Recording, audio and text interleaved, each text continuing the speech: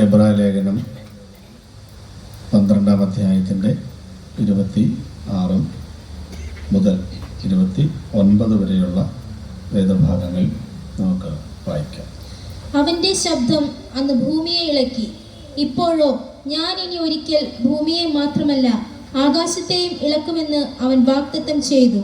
ഇനി ഒരിക്കൽ എന്നത് ഇളക്കമില്ലാത്തത് നിലനിൽക്കേണ്ടതിന് നിർമ്മിതമായ ഇളക്കമുള്ളതിന് മാറ്റം വരുമെന്ന് സൂചിപ്പിക്കുന്നു.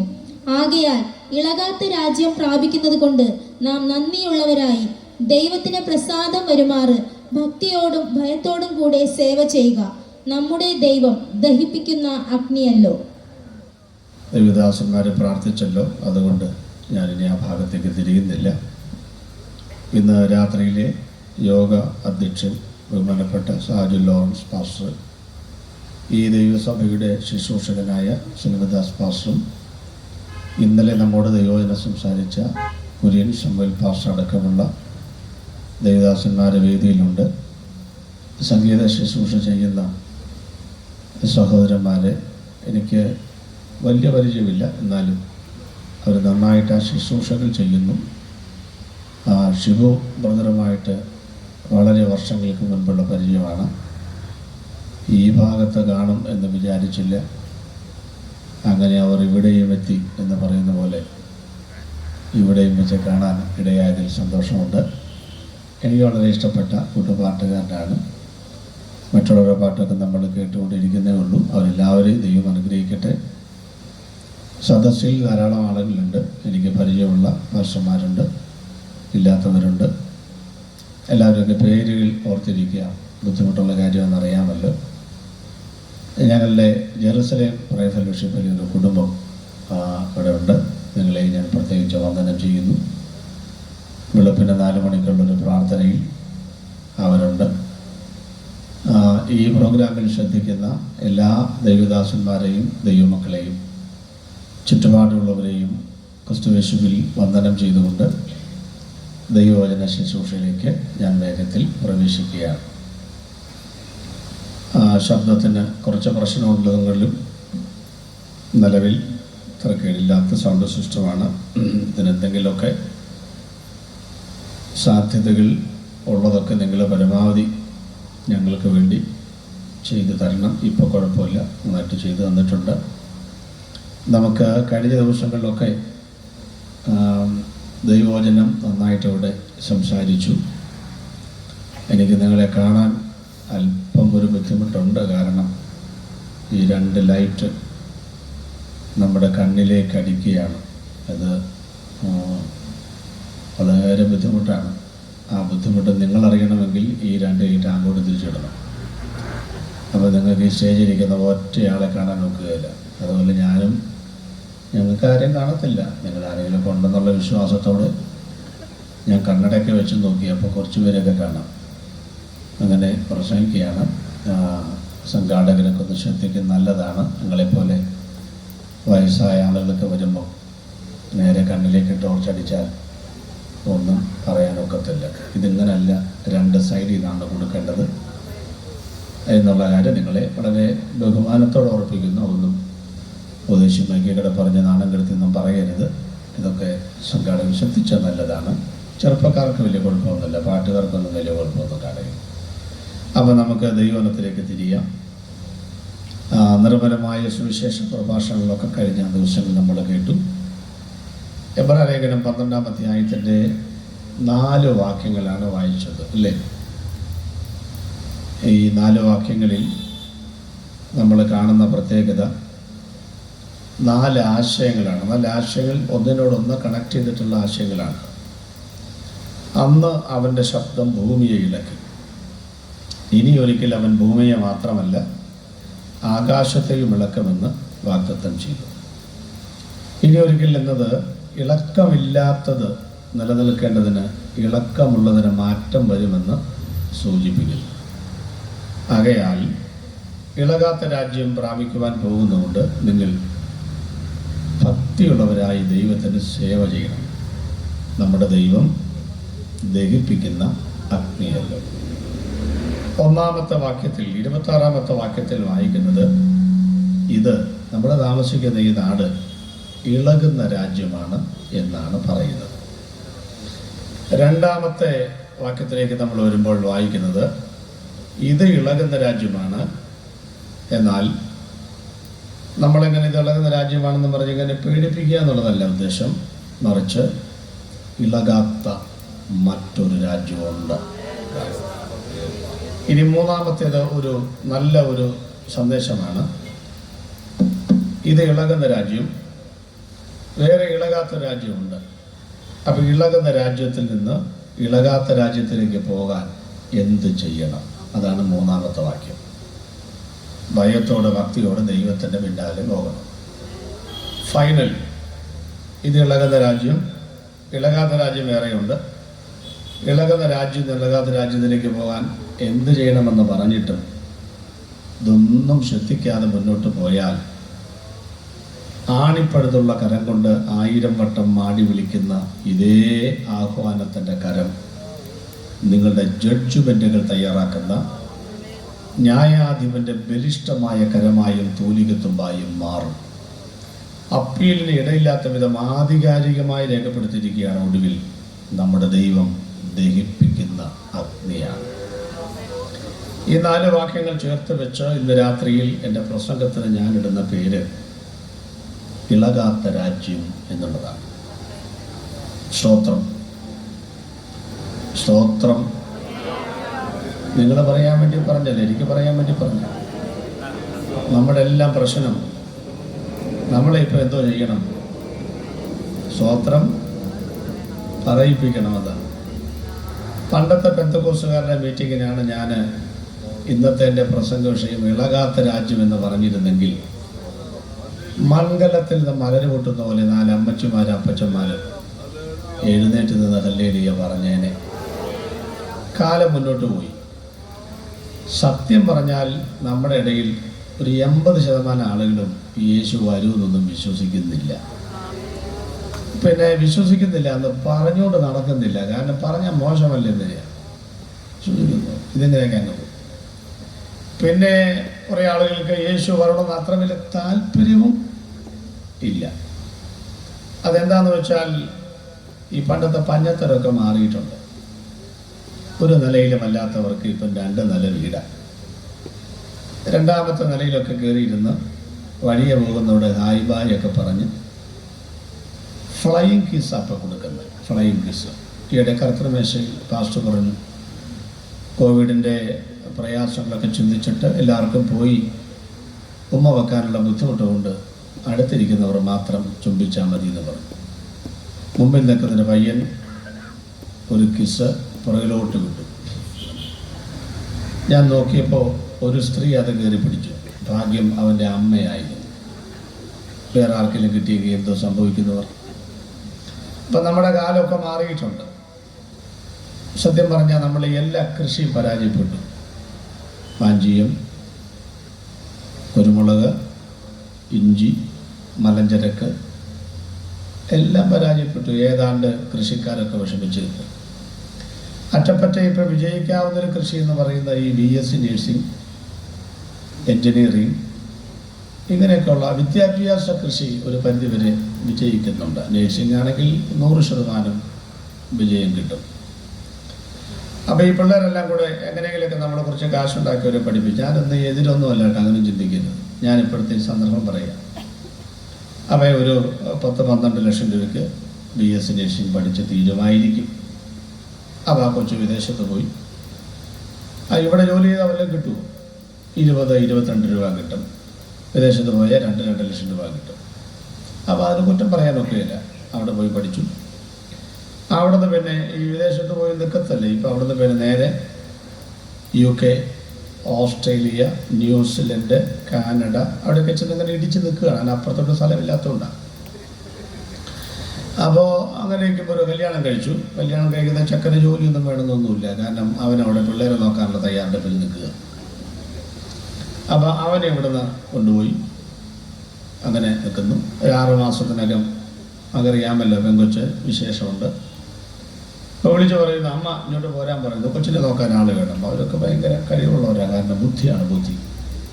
ഒരു വേലക്കാരിയെ നിർത്തിയാൽ 6 മാസം കൊണ്ട് ഒരു 4-5 ലക്ഷം രൂപ പോയി കിട്ടും. അമ്മയാവുമ്പം 6 മാസം കൊണ്ട് 2 പെട്ടിയിലെ പഴയ തുണി, 2 സ്പ്രേയും 20,000 രൂപയുടെ കേസ് തീരും. അതിനെ ഈ അമ്മയെ വിളിക്കുന്നത്. അപ്പം അമ്മ പറയും, ഞാൻ വരികയില്ല, പപ്പയ്ക്ക് ഞാനില്ലാതെ പറ്റത്തില്ല, ഭയങ്കര ബുദ്ധിമുട്ടാണ്, പപ്പ ഇത്ര നാളെ കർത്താവിൻ്റെ വില ചെയ്തു. എന്നാൽ പിന്നെ 2 പേരും കൂടെ പോരെ, എന്നാലും ലാഭം അവർക്ക്. അപ്പോൾ 2 പേരും കൂടെ പോരെ, 2 പേർക്ക് ഫാമിലി വിസ. അപ്പോൾ നമ്മുടെ ആളെന്ത് പറഞ്ഞു, അച്ഛൻ എന്തോ പറഞ്ഞു, കർത്താവ് ഒരു വഴി, പേരെടുക്കാൻ പോണതാ, എന്നാലും കർത്താവ് ഒരു വഴി തുറന്നിരിക്കുന്നു. ജോയി പാർക്കൽ പാർഷത്തിനെതിരാണോ? അല്ലെന്നേ, നിങ്ങൾ പോവും. നമ്മൾ ഈ വെറുതെ ഇവിടെ കിടന്ന് മാത്രം വട്ടം കറങ്ങി ഈ കടലും കണ്ട് കരയും കണ്ട് നടക്കുകയല്ലേ. ഒന്ന് പോയി പിള്ളേരൊക്കെ പോയ രാജ്യങ്ങളൊക്കെ ഒന്ന് കണ്ട് കേട്ട് കറങ്ങി വരുന്നതിന് ഒരു തെറ്റും അതിനകത്തില്ല, അതാദ്യം പറയാം. പക്ഷെ അവിടെ ചെന്ന് പച്ചപ്പ് കാണുമ്പം ഇവിടുത്തെ കാര്യങ്ങളൊന്നും മറക്കരുത്. ഒരു ശുശ്രൂഷയില്ലാതെ വെറുതെ ആപ്പിൾ ഫ്രിഡ്ജിനകത്ത് കയറ്റി വെച്ചതുപോലെ തണുത്ത് മരവിച്ച് അവിടെ ഇരിക്കരുത്. ഞാൻ പറയുന്ന മരിക്കുകയാണെങ്കിൽ എവിടെ കിടന്ന് മരിക്കണം? നമ്മുടെ നാട്ടിൽ കിടന്ന് മരിക്കണം. അതാണൊരു ഭാഗ്യം. അവിടെ നിന്ന് മരിച്ച 4 പേര്, ഒരു 5-6 പേരെ വരത്തുള്ളൂ ചാവടക്ക. ഒരു കറുത്ത ഒരു കാറും കാശുണ്ടെങ്കിൽ ഒരു കുതിരയും, അത്രയൊക്കെ ഉള്ളു അവിടെ. ഇവിടെയാണെങ്കിൽ എന്നാ പകിട്ടും പത്രാസും. നാളെ 4 മണിക്കാണ് അടക്കമെങ്കിൽ ഇപ്പോൾ ഞാനൊക്കെ മരിച്ചാൽ ഞാൻ ചിലപ്പോഴൊക്കെ സ്വപ്നം കാണാണ് മരിച്ചു കിടക്കുന്നത്. ഞങ്ങൾക്ക് തന്നെ 217 ചർച്ചുണ്ട്. മിനിമം 217 പാസ്റ്റർമാർ വരുമല്ലോ. പിന്നെ അവരുടെ ഭാര്യമാരും സെക്രട്ടറിമാരും എന്നെ അനുശോചന പ്രവാഹമായിരിക്കും. അടക്കത്തിന് മുമ്പ് ഒരു 500-600 അനുശോചനം കാണും. അതിലൊരു 100-150 ആശംസയും പറഞ്ഞു പോകും. ഇതൊക്കെ നമ്മുടെ നാട്ടിലല്ലാതെ വേറെ എങ്ങും കിട്ടുകയില്ല. അതുകൊണ്ട് ഞാൻ പറയുകയാണ്, ഇതൊരു കൃഷിയാണ് ഇപ്പോൾ. അപ്പം അങ്ങനെ പിള്ളേരൊക്കെ വിദേശത്ത് പോയി 10 കാശൊക്കെ വന്ന് ഒരുമാതിരി ജീവിച്ചവരൊക്കെ ഒരു മാരുതി കാറ് മാറ്റി ഇന്നോവയും ഫോർച്യൂണറും ഒക്കെ ആയി. ഇന്നോവയ്ക്കിട്ടാണല്ലോ അടി മുഴുവൻ. ഫോർച്യൂണറൊക്കെ ആയി. സത്യം പറഞ്ഞാൽ നമ്മളിപ്പോൾ ഒന്ന് മെച്ചപ്പെട്ടു വരികയാണ്. അങ്ങനെ മെച്ചപ്പെട്ട് വരുന്ന ഈ സമയത്താണ് ഉപദേശിച്ച് ചങ്കിക്കുത്തുന്ന വാക്ക് പറയുന്നത്, യേശു വരാൻ പോവുകയാണ്. ആര് പറയും സ്വത്രം? 3 ദിവസം ഞാൻ മൂവാറ്റുപുഴ യേശുവിൻ്റെ വരവിനെ കുറിച്ച് പ്രസംഗിച്ച് കഴിഞ്ഞപ്പോൾ അവിടെ പാട്ടുപാടിയ സഹോദരിയുടെ മകൻ ആ സഹോദരി ഇരിടത്തോട് വിളിച്ചിട്ട് പോയി പറഞ്ഞു, മമ്മി, ഈ ഉപദേശി ഇപ്പോൾ ഭയങ്കര നിർബന്ധമാണല്ലോ യേശു വരുമെന്ന്. അവൻ അമ്മയോട് ചോദിക്കുന്നൊരു ചോദ്യം ഇതായിരുന്നു, അല്ല ഒരു സംശയം, അങ്ങനെ ഇപ്പം ഇത്ര ആക്രാന്തം പിടിച്ചിങ്ങോട്ട് വരാൻ ഇവിടെ ആർക്കാ എന്താ സംഭവിച്ചത്? അവൻ്റെ അപ്പം ഗൾഫിലാണ്. അന്ന് 500 നോട്ടാണ് ആഴ്ചയിൽ ഒരിക്കൽ അവന് അടിച്ചു കുടിക്കാൻ അമ്മ കൊടുക്കുന്നത്. ആ കൊച്ചു യേശു വരാൻ വേണ്ടി പ്രാർത്ഥിക്കൂ? പറയില്ല. അതുകൊണ്ട് ഇത് ഇളകാത്ത രാജ്യമാണെന്ന് ഞാൻ പറഞ്ഞപ്പം ഇവിടെ ഇരിക്കുന്ന യൂത്ത് പിള്ളേർ വലിയ എന്ന് പറഞ്ഞില്ല എന്ന് കരുതി എനിക്ക് യാതൊരു ബുദ്ധിമുട്ടുമില്ല. പിന്നെ ഈ മൂത്തവരുണ്ടല്ലോ, ഇന്നോ നാളെയൊന്നും പറഞ്ഞിരിക്കുന്ന ആളുകളുണ്ടല്ലോ, അവർ പോലും വേണ്ടിയിട്ടില്ല. അതിലാണ് എൻ്റെ സങ്കടം മുഴുവൻ കിടക്കുന്നത്. എവിടേക്ക് പോവുക? എൻ്റെയൊക്കെ വിശ്വാസം എന്ന് പറയുന്നത്, എൻ്റെ പൊന്നെ കുര്യസഭക്കാശ്രയി, നമ്മുടെ ജീവിത കാലഘട്ടത്തിൽ യേശു വരാൻ സാധ്യതയുണ്ടെന്ന് വിശ്വസിക്കുന്നത്. ഇതൊരു പ്രസംഗത്തിൻ്റെ പകിട്ട് കൂട്ടാനും നിങ്ങൾ ഹല്ലേലൂയ പറയാനും ഇപ്പോഴത്തെ ഭാഷയിൽ പറഞ്ഞാൽ തള്ളിയതൊന്നുമല്ല. ഇപ്പം തള്ളുകയൊന്നുമല്ല. എൻ്റെ മോളുടെ കൊച്ചുനാൾ പറഞ്ഞിട്ട്, അമ്മാപ്പ തള്ളാം, പക്ഷെ തള്ളി മറിച്ചിടരുത്. അപ്പോൾ അതുകൊണ്ട് ഈ തള്ളി മറിച്ചിട്ടൊന്നുമല്ല ഇത്. നിങ്ങൾ നോക്കിക്കോ, നിങ്ങളേക്ക് സമയം തന്നാൽ, ഈ 4 ദിവസം തന്നാൽ അന്ത്യകാലത്തിൻ്റെ 2 ലക്ഷണങ്ങൾ എന്ന് പറഞ്ഞൊരു മെസ്സേജ് യൂട്യൂബ് കിടക്കുന്നുണ്ട്.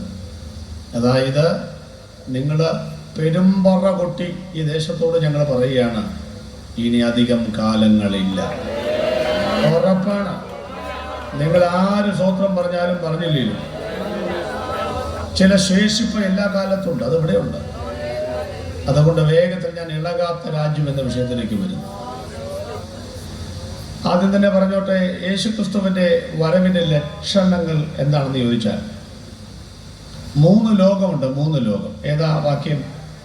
ഫിലിപ്പ് ലേഖനമാണ്. എടുക്കണ്ട, വായിക്കണ്ട.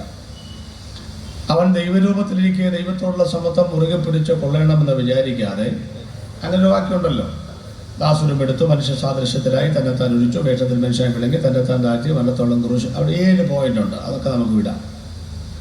അതുകൊണ്ട് പിതാവിനെ ഏറ്റവും ഉയർത്തിയ സകലനാമത്തിന് മേലായി നാമം നൽകി, അങ്ങനെ സർലോകരുടെയും ഭൂലോകരുടെയും അധോലോകരുടെയും. എനിക്കത് തന്നെ പറയാൻ ആവേശമാണ്. കാരണം 3 ലോകങ്ങൾ മുഴങ്കാൽ മടക്കുന്ന ഒരു നാമം ലോകത്തിലുണ്ടെങ്കിൽ അത് യേശുക്രിസ്തുവിന്റെ നാമം. പെന്തക്കോസ്തുകാർ 100 പേരെ കൂടിയുള്ളെങ്കിൽ 10,000 പേര് ഹല്ലേലൂയ പറയും.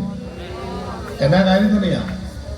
ഞങ്ങൾ ഇരിക്കുന്ന ആളുകളുടെ എണ്ണത്തിനനുസരിച്ചല്ല സ്തോത്രം പറയുന്നത്, നടുക്ക് വന്നിരിക്കുന്നവന്റെ മഹത്വത്തിനനുസരിച്ചാണ് സ്തോത്രം പറയുന്നത്. അതുകൊണ്ട് ഇവിടുത്തെ ലക്ഷങ്ങൾ കൂടുന്ന രാഷ്ട്രീയക്കാരെ കവച്ച് വെക്കുന്ന ശബ്ദമാണ് ഞങ്ങളുടെ ശബ്ദം. കാരണം എന്താണെന്നറിയാമോ?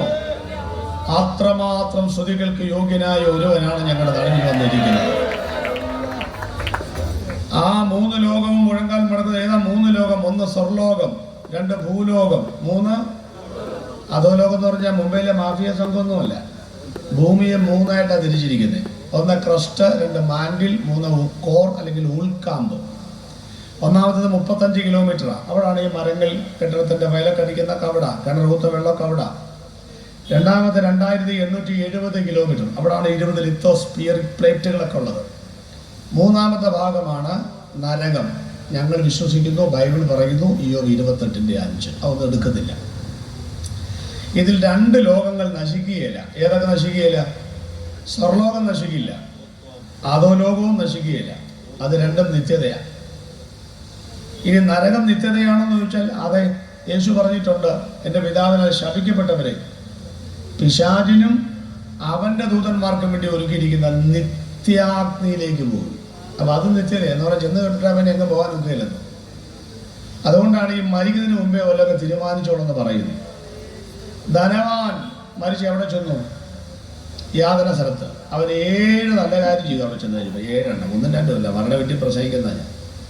മേലോട്ട് നോക്കി അബ്രഹാമിനെ മനസ്സിലായി, പിതാക്കന്മാരെ മനസ്സിലായി, ആത്മഭാരം ഉണ്ടായി, ദാഹം ഉണ്ടായി, പ്രാർത്ഥിച്ചു. ഇതിനൊക്കെ ഗുണങ്ങളാണ്. പക്ഷേ അബ്രഹാം പറഞ്ഞു 7 അല്ല 700 ഗുണം കാണിച്ചാലും ഞാൻ അങ്ങനെയില്ല. മേലോട്ട് നോക്കേണ്ടത് നരകത്തിൽ ചെല്ലുമ്പോഴല്ല, ഭൂമി വെച്ച മേലോട്ട് നോക്കണം. ദാഹം വരേണ്ടതും ഇവിടെ വെച്ച, ആത്മഭാരം ഇവിടെ വെച്ച. അതുകൊണ്ട് മരണശേഷമുള്ള ഒരു കാര്യത്തിൽ ഞങ്ങൾ വിശ്വസിക്കുന്നില്ല. നോക്കേണ്ട സമയത്ത് നോക്കണം, പ്രാർത്ഥിക്കേണ്ട സമയത്ത് പ്രാർത്ഥിക്കണം. അപ്പൊ ഈ 2 ലോകവും നിത്യതയാണ്. അതിൽ നരകത്തിലേക്ക് പോകാൻ എന്ത് ചെയ്യണം? പണ്ടൊരു ഉപദേശി പ്രസംഗിച്ചുകൊണ്ടിരുന്ന കവലയിൽ, നരകത്തിലേക്ക് നിങ്ങൾ പോകും, നരകത്തിലേക്ക് പോകും. ഒരു പുള്ളി കള്ളു കുടിച്ചുകൊണ്ട് ചോദിച്ചു, ഉപദേശി നിങ്ങൾ ഈ സ്വർഗത്തിലേക്ക് പോകുന്ന കാര്യമാണല്ലോ പറയുന്നത്, അത് പോട്ടെ, നിങ്ങളൊക്കെ പോകും, ഞാൻ നരകത്തിലേക്ക് പോകാൻ എന്തോ ചെയ്യണം? ഉപദേശി പറഞ്ഞു, ഒന്നും ചെയ്യണ്ട, ഈ പോക്കങ്ങ് പോയച്ചാൽ മതി, അവിടെ ചെന്ന് വീണോളൂ. അങ്ങ് അവിടെ ചെന്ന് വീണോളൂന്നേ. നരകത്തിലേക്ക് പോകണമെങ്കിൽ ചില ക്വാളിറ്റികളൊക്കെ ഉണ്ട്. ഒന്ന്, മനുഷ്യരെ ആരെയും വിടുകയില്ല. വചനമുണ്ട്, പിശാചിനും അവന്റെ ദൂതന്മാർക്കും ഒരുക്കിയിരിക്കുന്ന. അപ്പൊ ആർക്കാ നരകം? പിശാചിന്റെ മക്കൾക്കാ. അല്ലാണ്ട് ചുമ്മാ ചെന്ന് കയറാൻ നോക്കുകയില്ല. കേരളത്തിൽ 33 jail, sub jail, 3 central jail, വനിതാ ജയിൽ, ഓപ്പൺ ജയിൽ. ഇവിടെയൊക്കെ ഞാൻ പോയി പ്രസംഗിച്ചിട്ടുണ്ട്. അതുകൊണ്ട് എണ്ണമൊക്കെ പറയുന്നത്. തുറന്ന ജയിൽ വരെ വന്നിട്ടുണ്ട്. അവിടെയാണെങ്കിൽ ആട്ടിറച്ചി, മീന്, എന്നാ സമീകൃത ആഹാരമാണ്. ഇവിടെ റേഷൻ മേടിക്കാൻ കാശില്ല. എന്നാൽ പിന്നെ നമ്മൾ വിചാരിക്കേണ്ട സെൻട്രൽ ജയിലിൽ ആട്ടിറച്ചി ഉണ്ടെന്നും പറഞ്ഞ് അവിടെ കയറി കിടക്കാൻ പറ്റുമോ? ചുരുങ്ങിയ പക്ഷം ആ വാതക്ക് നിൽക്കുന്ന പാറാവുകാരനായ പോലീസിന്റെ മുഖത്ത് ഒരു മേരിക്കോം പഞ്ചെങ്കിലും കൊടുക്കാതെ, ഒരു ഇടിയെങ്കിലും കൊടുക്കാതെ അകത്തേക്ക് എൻട്രി പാസ് കിട്ടുകയില്ല. നരകത്തിൽ പോകാൻ യോഗ്യത വേണം മക്കളെ. എന്നാന്നറിയുമോ? പിശാചിന്റെ മക്കളായിട്ട് മാറണം. പിശാചിന്റെ മക്കളാകാൻ എന്തോ ചെയ്യണം? വചനം, പാപം ചെയ്യുന്നവൻ പിശാചിന്റെ മകനാണ്. മനസ്സിലായോ? അപ്പോ സ്വർഗത്തിൽ പോകാൻ എന്ത് ചെയ്യണം? ഓപ്പോസിറ്റ്, ദൈവത്തിന്റെ മക്കളാകണം. ദൈവത്തിന്റെ മക്കളാകാൻ എന്തോ ചെയ്യണം? സിമ്പിൾ പ്രൊസീജിയറാ. അവനെ കൈക്കൊണ്ട് അവന്റെ നാമത്തിൽ വിശ്വസിക്കുന്നവർക്ക് ദൈവത്തിന്റെ മക്കളാകാം. അപ്പൊ ഈ കഴക്കൂട്ടത്ത് 2 കൂട്ടരുണ്ട്. നന്മയും തിന്മയും, ഇരുളും വെളിച്ചവും, സ്വർഗവും നരകവും, ദൈവവും പിശാചും എല്ലാം ഇവിടെ ഉണ്ട്. ഈ പ്രസംഗം കേൾക്കുന്നവരിൽ തന്നെ 2 കൂട്ടരുണ്ട്. ഒരു കൂട്ടരെ എങ്ങോട്ട് പോകണം? സ്വർഗത്തിലേക്ക് പോകണം. ഒരു കൂട്ടരെ എങ്ങോട്ട് പോകണം? നരകത്തിലേക്ക് പോകണം. അപ്പം നമ്മളെല്ലാവരും ഈ 2 സ്ഥലത്തേക്ക് പോയാൽ പിന്നെ ഭൂലോകം എന്തോ ചെയ്യും? ഇതെന്തോ ചെയ്യും? അതുകൊണ്ടാ പറയുന്നത്, ഇത് ഇവിടുന്ന് മാറും. ഭൂലോകം ഇളകുന്നതിന്റെ തെളിവെന്താ? നമ്മുടെ അയൽപ്പക്കത്തെ രാജ്യവും നമ്മൾ തമ്മിൽ യുദ്ധം ഉണ്ടായെന്ന് പറഞ്ഞാൽ യുദ്ധം എവിടാ? മലപ്പുറത്തു നിന്നാണോ ബോംബിടുന്നത്? അല്ല, അതിർത്തിയിലാണ്. പാക ചെക്ക് പോസ്റ്റ് അതിർത്തിയൊക്കെ ഞാൻ പോയിട്ടുണ്ട്. അപ്പൊ അതിർത്തിയിലാണ് ആദ്യം വെടിപൊട്ടുന്നത്. ഭൂലോകത്തിന്റെ അതിർത്തി എന്ന് പറയുന്നത് മുകളിൽ ശൂന്യാകാശമാണ്. താഴെ 2905 കിലോമീറ്റർ കഴിയുമ്പം മാൻഡിൽ തീരും. അതാ അതിർത്തി. ഈ രണ്ട് ഭാഗത്ത് ആദ്യം ഇളക്കം തട്ടും. അവിടെ ആദ്യം ഇളകുന്നേ വാക്യം ആകാശം കൊടുമുഴക്കത്തോടെ ഒഴിഞ്ഞു പോകും. അടുത്തത് ഭൂമിയും മൂലപദാർത്ഥം, രണ്ടാമത്തെ ഭാഗത്താ മൂലകങ്ങൾ, അതും ഇളകി മാറും. ഇത് രണ്ടും കൂടെ ഇവിടുന്ന് പോയി കഴിയുമ്പോൾ ഇവിടെ ഇളകാത്തൊരു രാജ്യം ഇവിടെ വരും. വെളിപ്പാട് പുസ്തകത്തിൽ ആകാശത്തിലേക്ക് കണ്ണു നട്ട് പ്രാർത്ഥിച്ച യോഹന്നാൻ അത് കണ്ടു. അനന്തരം ഞാൻ പുതിയ ആകാശവും പുതിയ ഭൂമിയും കണ്ടു. തുപ്പട്ടിയിൽ 20 നൂറ്റാണ്ടായി തൂക്കി നിർത്തിയ ആ പുതിയ യെരൂശലേം ഇവിടെ സ്ഥാപിതമാകും. ഈ സ്ഥലം വെറുതെ കിടക്കുക. ഒരു പഴയ വീട് ഇവിടെ ഉണ്ടെങ്കിൽ അതിൻ്റെ പുറത്തല്ല പുതിയ വീട് പണിയുന്നു. ഇത് അടിസ്ഥാനം വരെ മാന്തി കളഞ്ഞിട്ട് പുതിയ വീട് പണിയുന്ന പോലെ ഈ പഴകി ദ്രവിച്ച ഭൂമിയെ ദൈവം ഇളക്കി മാറ്റിയിട്ട് ഇളക്കമില്ലാത്തൊരു രാജ്യം ഇവിടെ സ്ഥാപിക്കും. ഇതാണ് വിഷയത്തിന്റെ കണ്ടന്റ് എന്ന് പറയുന്നത്. ഇനി അതിന്റെ വിശദാംശത്തിൽ കിടക്കുക. അപ്പൊ അതുകൊണ്ട് ആദ്യം എവിടെ ഇളകുന്നത് നമുക്ക് നോക്കണമല്ലോ. 3 അധ്യായങ്ങൾ യഹൂദീയ അധ്യായങ്ങളാണ്. മത്തായിയുടെ സുവിശേഷം 24, മർക്കോസ് 13, ലൂക്കോസ് 21. ഈ 3 അധ്യായങ്ങൾ യഹൂദന്റെ മുപ്പിരിച്ചരട് എന്നും വിളിക്കാറുണ്ട്. ഈ 3 അധ്യായങ്ങളിലും പഴയ പുതിയ നിയമത്തിന്റെ നിരവധി പേജുകളിൽ ചിതറി വിതറിക്കിടക്കുന്ന 150 ലക്ഷണങ്ങളാണ് യേശുവിന്റെ വരവിന് മുമ്പ് നടക്കേണ്ടത്. ആ 150 ലക്ഷണങ്ങളെ 4ആയിട്ട് തിരിക്കാം. 1 ഇസ്രായേൽ ലക്ഷണങ്ങൾ, 2 ജാതീയ ലക്ഷണങ്ങൾ, 3 സഭാ ലക്ഷണങ്ങൾ, 4 പ്രാപഞ്ചിക ലക്ഷണങ്ങൾ. എൻ്റെ ഒരു പുസ്തകമുണ്ട്, പക്ഷേ വിൽപ്പനയ്ക്കില്ല, തീർന്നുപോയി. പുനരാഗമനം മുതൽ പുതിയ യെരൂശലേം വരെ 383 പേജ് ഓൺലൈനിൽ കിട്ടുമായിരിക്കും. 450 രൂപ വിലയുണ്ട്. 4ാമത്തെ എഡിഷൻ പ്രിന്റിങ്ങിലാണ്. അത് വന്നാൽ വിൽപ്പനയ്ക്കുണ്ടാവും, ഇല്ലെങ്കിൽ പെരയിൽ അത് കൊണ്ടുവന്നിട്ടില്ല. അപ്പോൾ ഈ 150 ലക്ഷണങ്ങളിൽ ആദ്യം എവിടെ ഇളകുന്നറിയാമോ? ആദ്യം ഇളകുന്ന സ്ഥലം എവിടെ നിന്നറിയാമോ? ആദ്യം എവിടെ ഇളകുന്നത്? നമുക്ക് വായിച്ചു തുടങ്ങാം. ആരാ വാക്യം വായിക്കുന്ന ആളെ ദൈവക്ക് വാക്യം ഇപ്പോൾ ആരാ വായിച്ചേ? പറയില്ലാന്ന് വായിച്ചു. എന്നാ വായിച്ചോ. ഹഗ്ഗായി പ്രവചനം 2-ാം അധ്യായത്തിന്റെ 4ാമത്തെ വാക്യം മുതൽ അങ്ങോട്ട് വായിക്കുക. ഹഗ്ഗായി പ്രവചനം 2-4 മുതൽ വായിക്കുക. ഇപ്പോഴോ സെരുബ്ബാബേലേ, 6ാമത്തെ വാക്യം വായിച്ചാലും മതി. സൈന്യങ്ങളുടെ യഹോവ ഇപ്രകാരം അരുളി ചെയ്യുന്നു, ഇനി കുറഞ്ഞോന്ന് കഴിഞ്ഞിട്ട് ഞാൻ ആകാശത്തെയും ഭൂമിയെയും കടലിനെയും കരയെയും ഇളക്കും. ഞാൻ സകല ജാതികളെയും ഇളക്കും. സകല ജാതികളുടെയും മനോഹര വസ്തു വരികയും ചെയ്യും. അതാ വായിക്കേണ്ടത്. ഹഗ്ഗായി പ്രവചനം നോക്കുകയെന്ന് തോന്നുന്നു. കുറച്ച് പേര് തല കുമ്പിട്ടിരിക്കുന്നുണ്ട്. കാരണം ഈ സാധനം കണ്ടിട്ടില്ല, അതുകൊണ്ടാണ്. വിഷമിക്കേണ്ട. ചിലരുടെ പുസ്തകം മറിച്ച് ഫിലിപ്പ് ലേഖനവും കടന്നോന്നൊരു സംശയമുണ്ട്. അത് പഴയമത്തില്ല. വെറുതെ ഇങ്ങനെ കഷ്ടപ്പെടണ്ട. നിങ്ങൾ നോക്കി ഗവേഷണം നടത്തണ്ട. ഞാൻ ഗവേഷണം നടത്തിച്ചാണ് വന്നിരിക്കുന്നത്. അപ്പം നമ്മളങ്ങ് പറയുന്നത് കേൾക്കുക. പണ്ട് കെ എബ്രഹാം പാസ്റ്റർ പറഞ്ഞ പോലെ നിങ്ങളുടെ പുസ്തകം നിങ്ങൾക്ക് തന്നെ തന്നുവിടുന്നതായിരിക്കും. അതുകൊണ്ട് നിങ്ങൾക്ക് വീട്ടിൽ പോയി വായിക്കാനുള്ള അവസരം ഉണ്ടായിരിക്കും. അപ്പോൾ ശ്രദ്ധിക്കാം. ഇനി കുറഞ്ഞൊന്ന് കഴിഞ്ഞിട്ട് ഞാൻ ആകാശത്തെ, അപ്പം ആദ്യം ഇളകുന്ന എവിടെ? ആകാശം. അത് കഴിഞ്ഞ് എന്ത് ഇളകും? ഭൂമി. അത് കഴിഞ്ഞ് കടൽ. അത് കഴിഞ്ഞ് കര. എന്തിനാ ഈ 4ഉം കൂടെ ഇളകുന്നത്? പണ്ടൊക്കെ ഈ തൈരിനകത്ത് അമ്മച്ചിമാരെ കടകോലിട്ടിളക്കും ഇല്ലേ? പണ്ടൊക്കെ അങ്ങനെ. ഇപ്പം പിന്നെ എല്ലാം അപ്പനെയും അമ്മയും വരെ പാക്കറ്റിനകത്ത് മേടിക്കാൻ കിട്ടും. അതുകൊണ്ട് ഇപ്പം ഒന്നും ആരും വീട്ടിൽ പണിയെടുക്കുന്നില്ല. അപ്പം അന്ന് എൻ്റെ വീട്ടിൽ 2 ചേച്ചിമാരാണ്, ഞാൻ ഏറ്റവും ഇളയതാണ്. അപ്പം അവർ ഭയങ്കര പഠിത്തമാണ്. ഞാനങ്ങനെ പഠിക്കത്തൊന്നുമില്ല. അങ്ങനെ പരീക്ഷയുടെ അന്ന് നോക്കും. ഹിന്ദിയൊക്കെ താഴെ നിന്ന് മേലോട്ട് എഴുതി വയ്ക്കും, വലിയ താഴെ എഴുതി വയ്ക്കും. അങ്ങനെയൊക്കെ പഠിച്ച ഒരാളാണ് ഞാൻ. ഒരു മതിപ്പ മൊത്തത്തിൽ. എന്നാലും സ്കൂളിൽ 1ാം സ്ഥാനം ഉണ്ട് കേട്ടോ. മേളിൽ നിന്നല്ല, താഴെ നിന്നാന്ന് മാത്രമേ. അങ്ങനെ കാലങ്ങൾ മുന്നോട്ട് പോയി. അപ്പോൾ എൻ്റെ 2ാമത്തെ ചേച്ചി, തൊട്ടുമൂന്ന് ചേച്ചി, ഓടോ ഇങ്ങോട്ട് കൊടുത്തോ. രാത്രിയിൽ ബക്കറ്റിനകത്ത് വെള്ളം നിറച്ച കാല് കണ്ട് ഇറക്കിയിട്ടേച്ചാണ് ഉറക്ക വായിക്കുന്നത്. അപ്പോൾ എൻ്റെ അമ്മയുടെ അമ്മ ഈ തൈരിനകത്ത് ഇങ്ങനെ ഇളക്കിക്കൊണ്ടിരിക്കുക. അപ്പോൾ അവളോട് ഒന്നും മിണ്ടായിരിക്കുക, ശബ്ദം ഉണ്ടാക്കാതെ.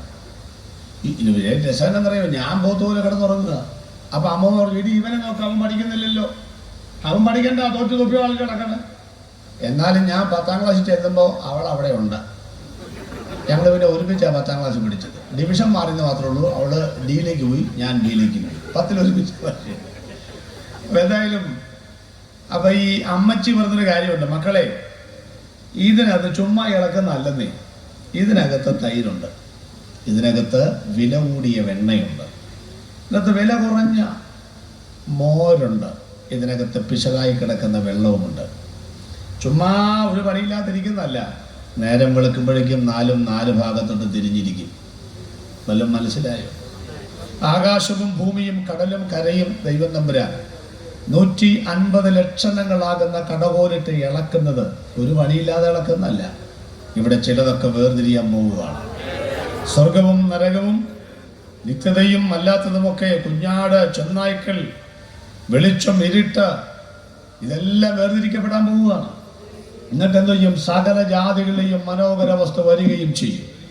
ആരാ സകല ജാതികളെയും മനോഹര വസ്തു? വന്യവയോധികനായ ശിമിയോൻ യേശു കർത്താവിനെ കയ്യിലെടുത്തുകൊണ്ട് ആകാശത്തിലേക്ക് നോക്കി ആത്മഗതം എന്ന വണ്ണം ഇങ്ങനെ പറഞ്ഞു, ഇപ്പോൾ നാഥ അടിയുടെ സമാധാനത്തോടെ പറഞ്ഞേക്കണം. ഇസ്രായേലിന്റെ മഹത്വവും സകല ജാതികൾക്കും വേണ്ടി ഒരുക്കിയിരിക്കുന്ന നിന്റെ രക്ഷയെ എന്റെ കണ്ണ് കണ്ടുവല്ലോ.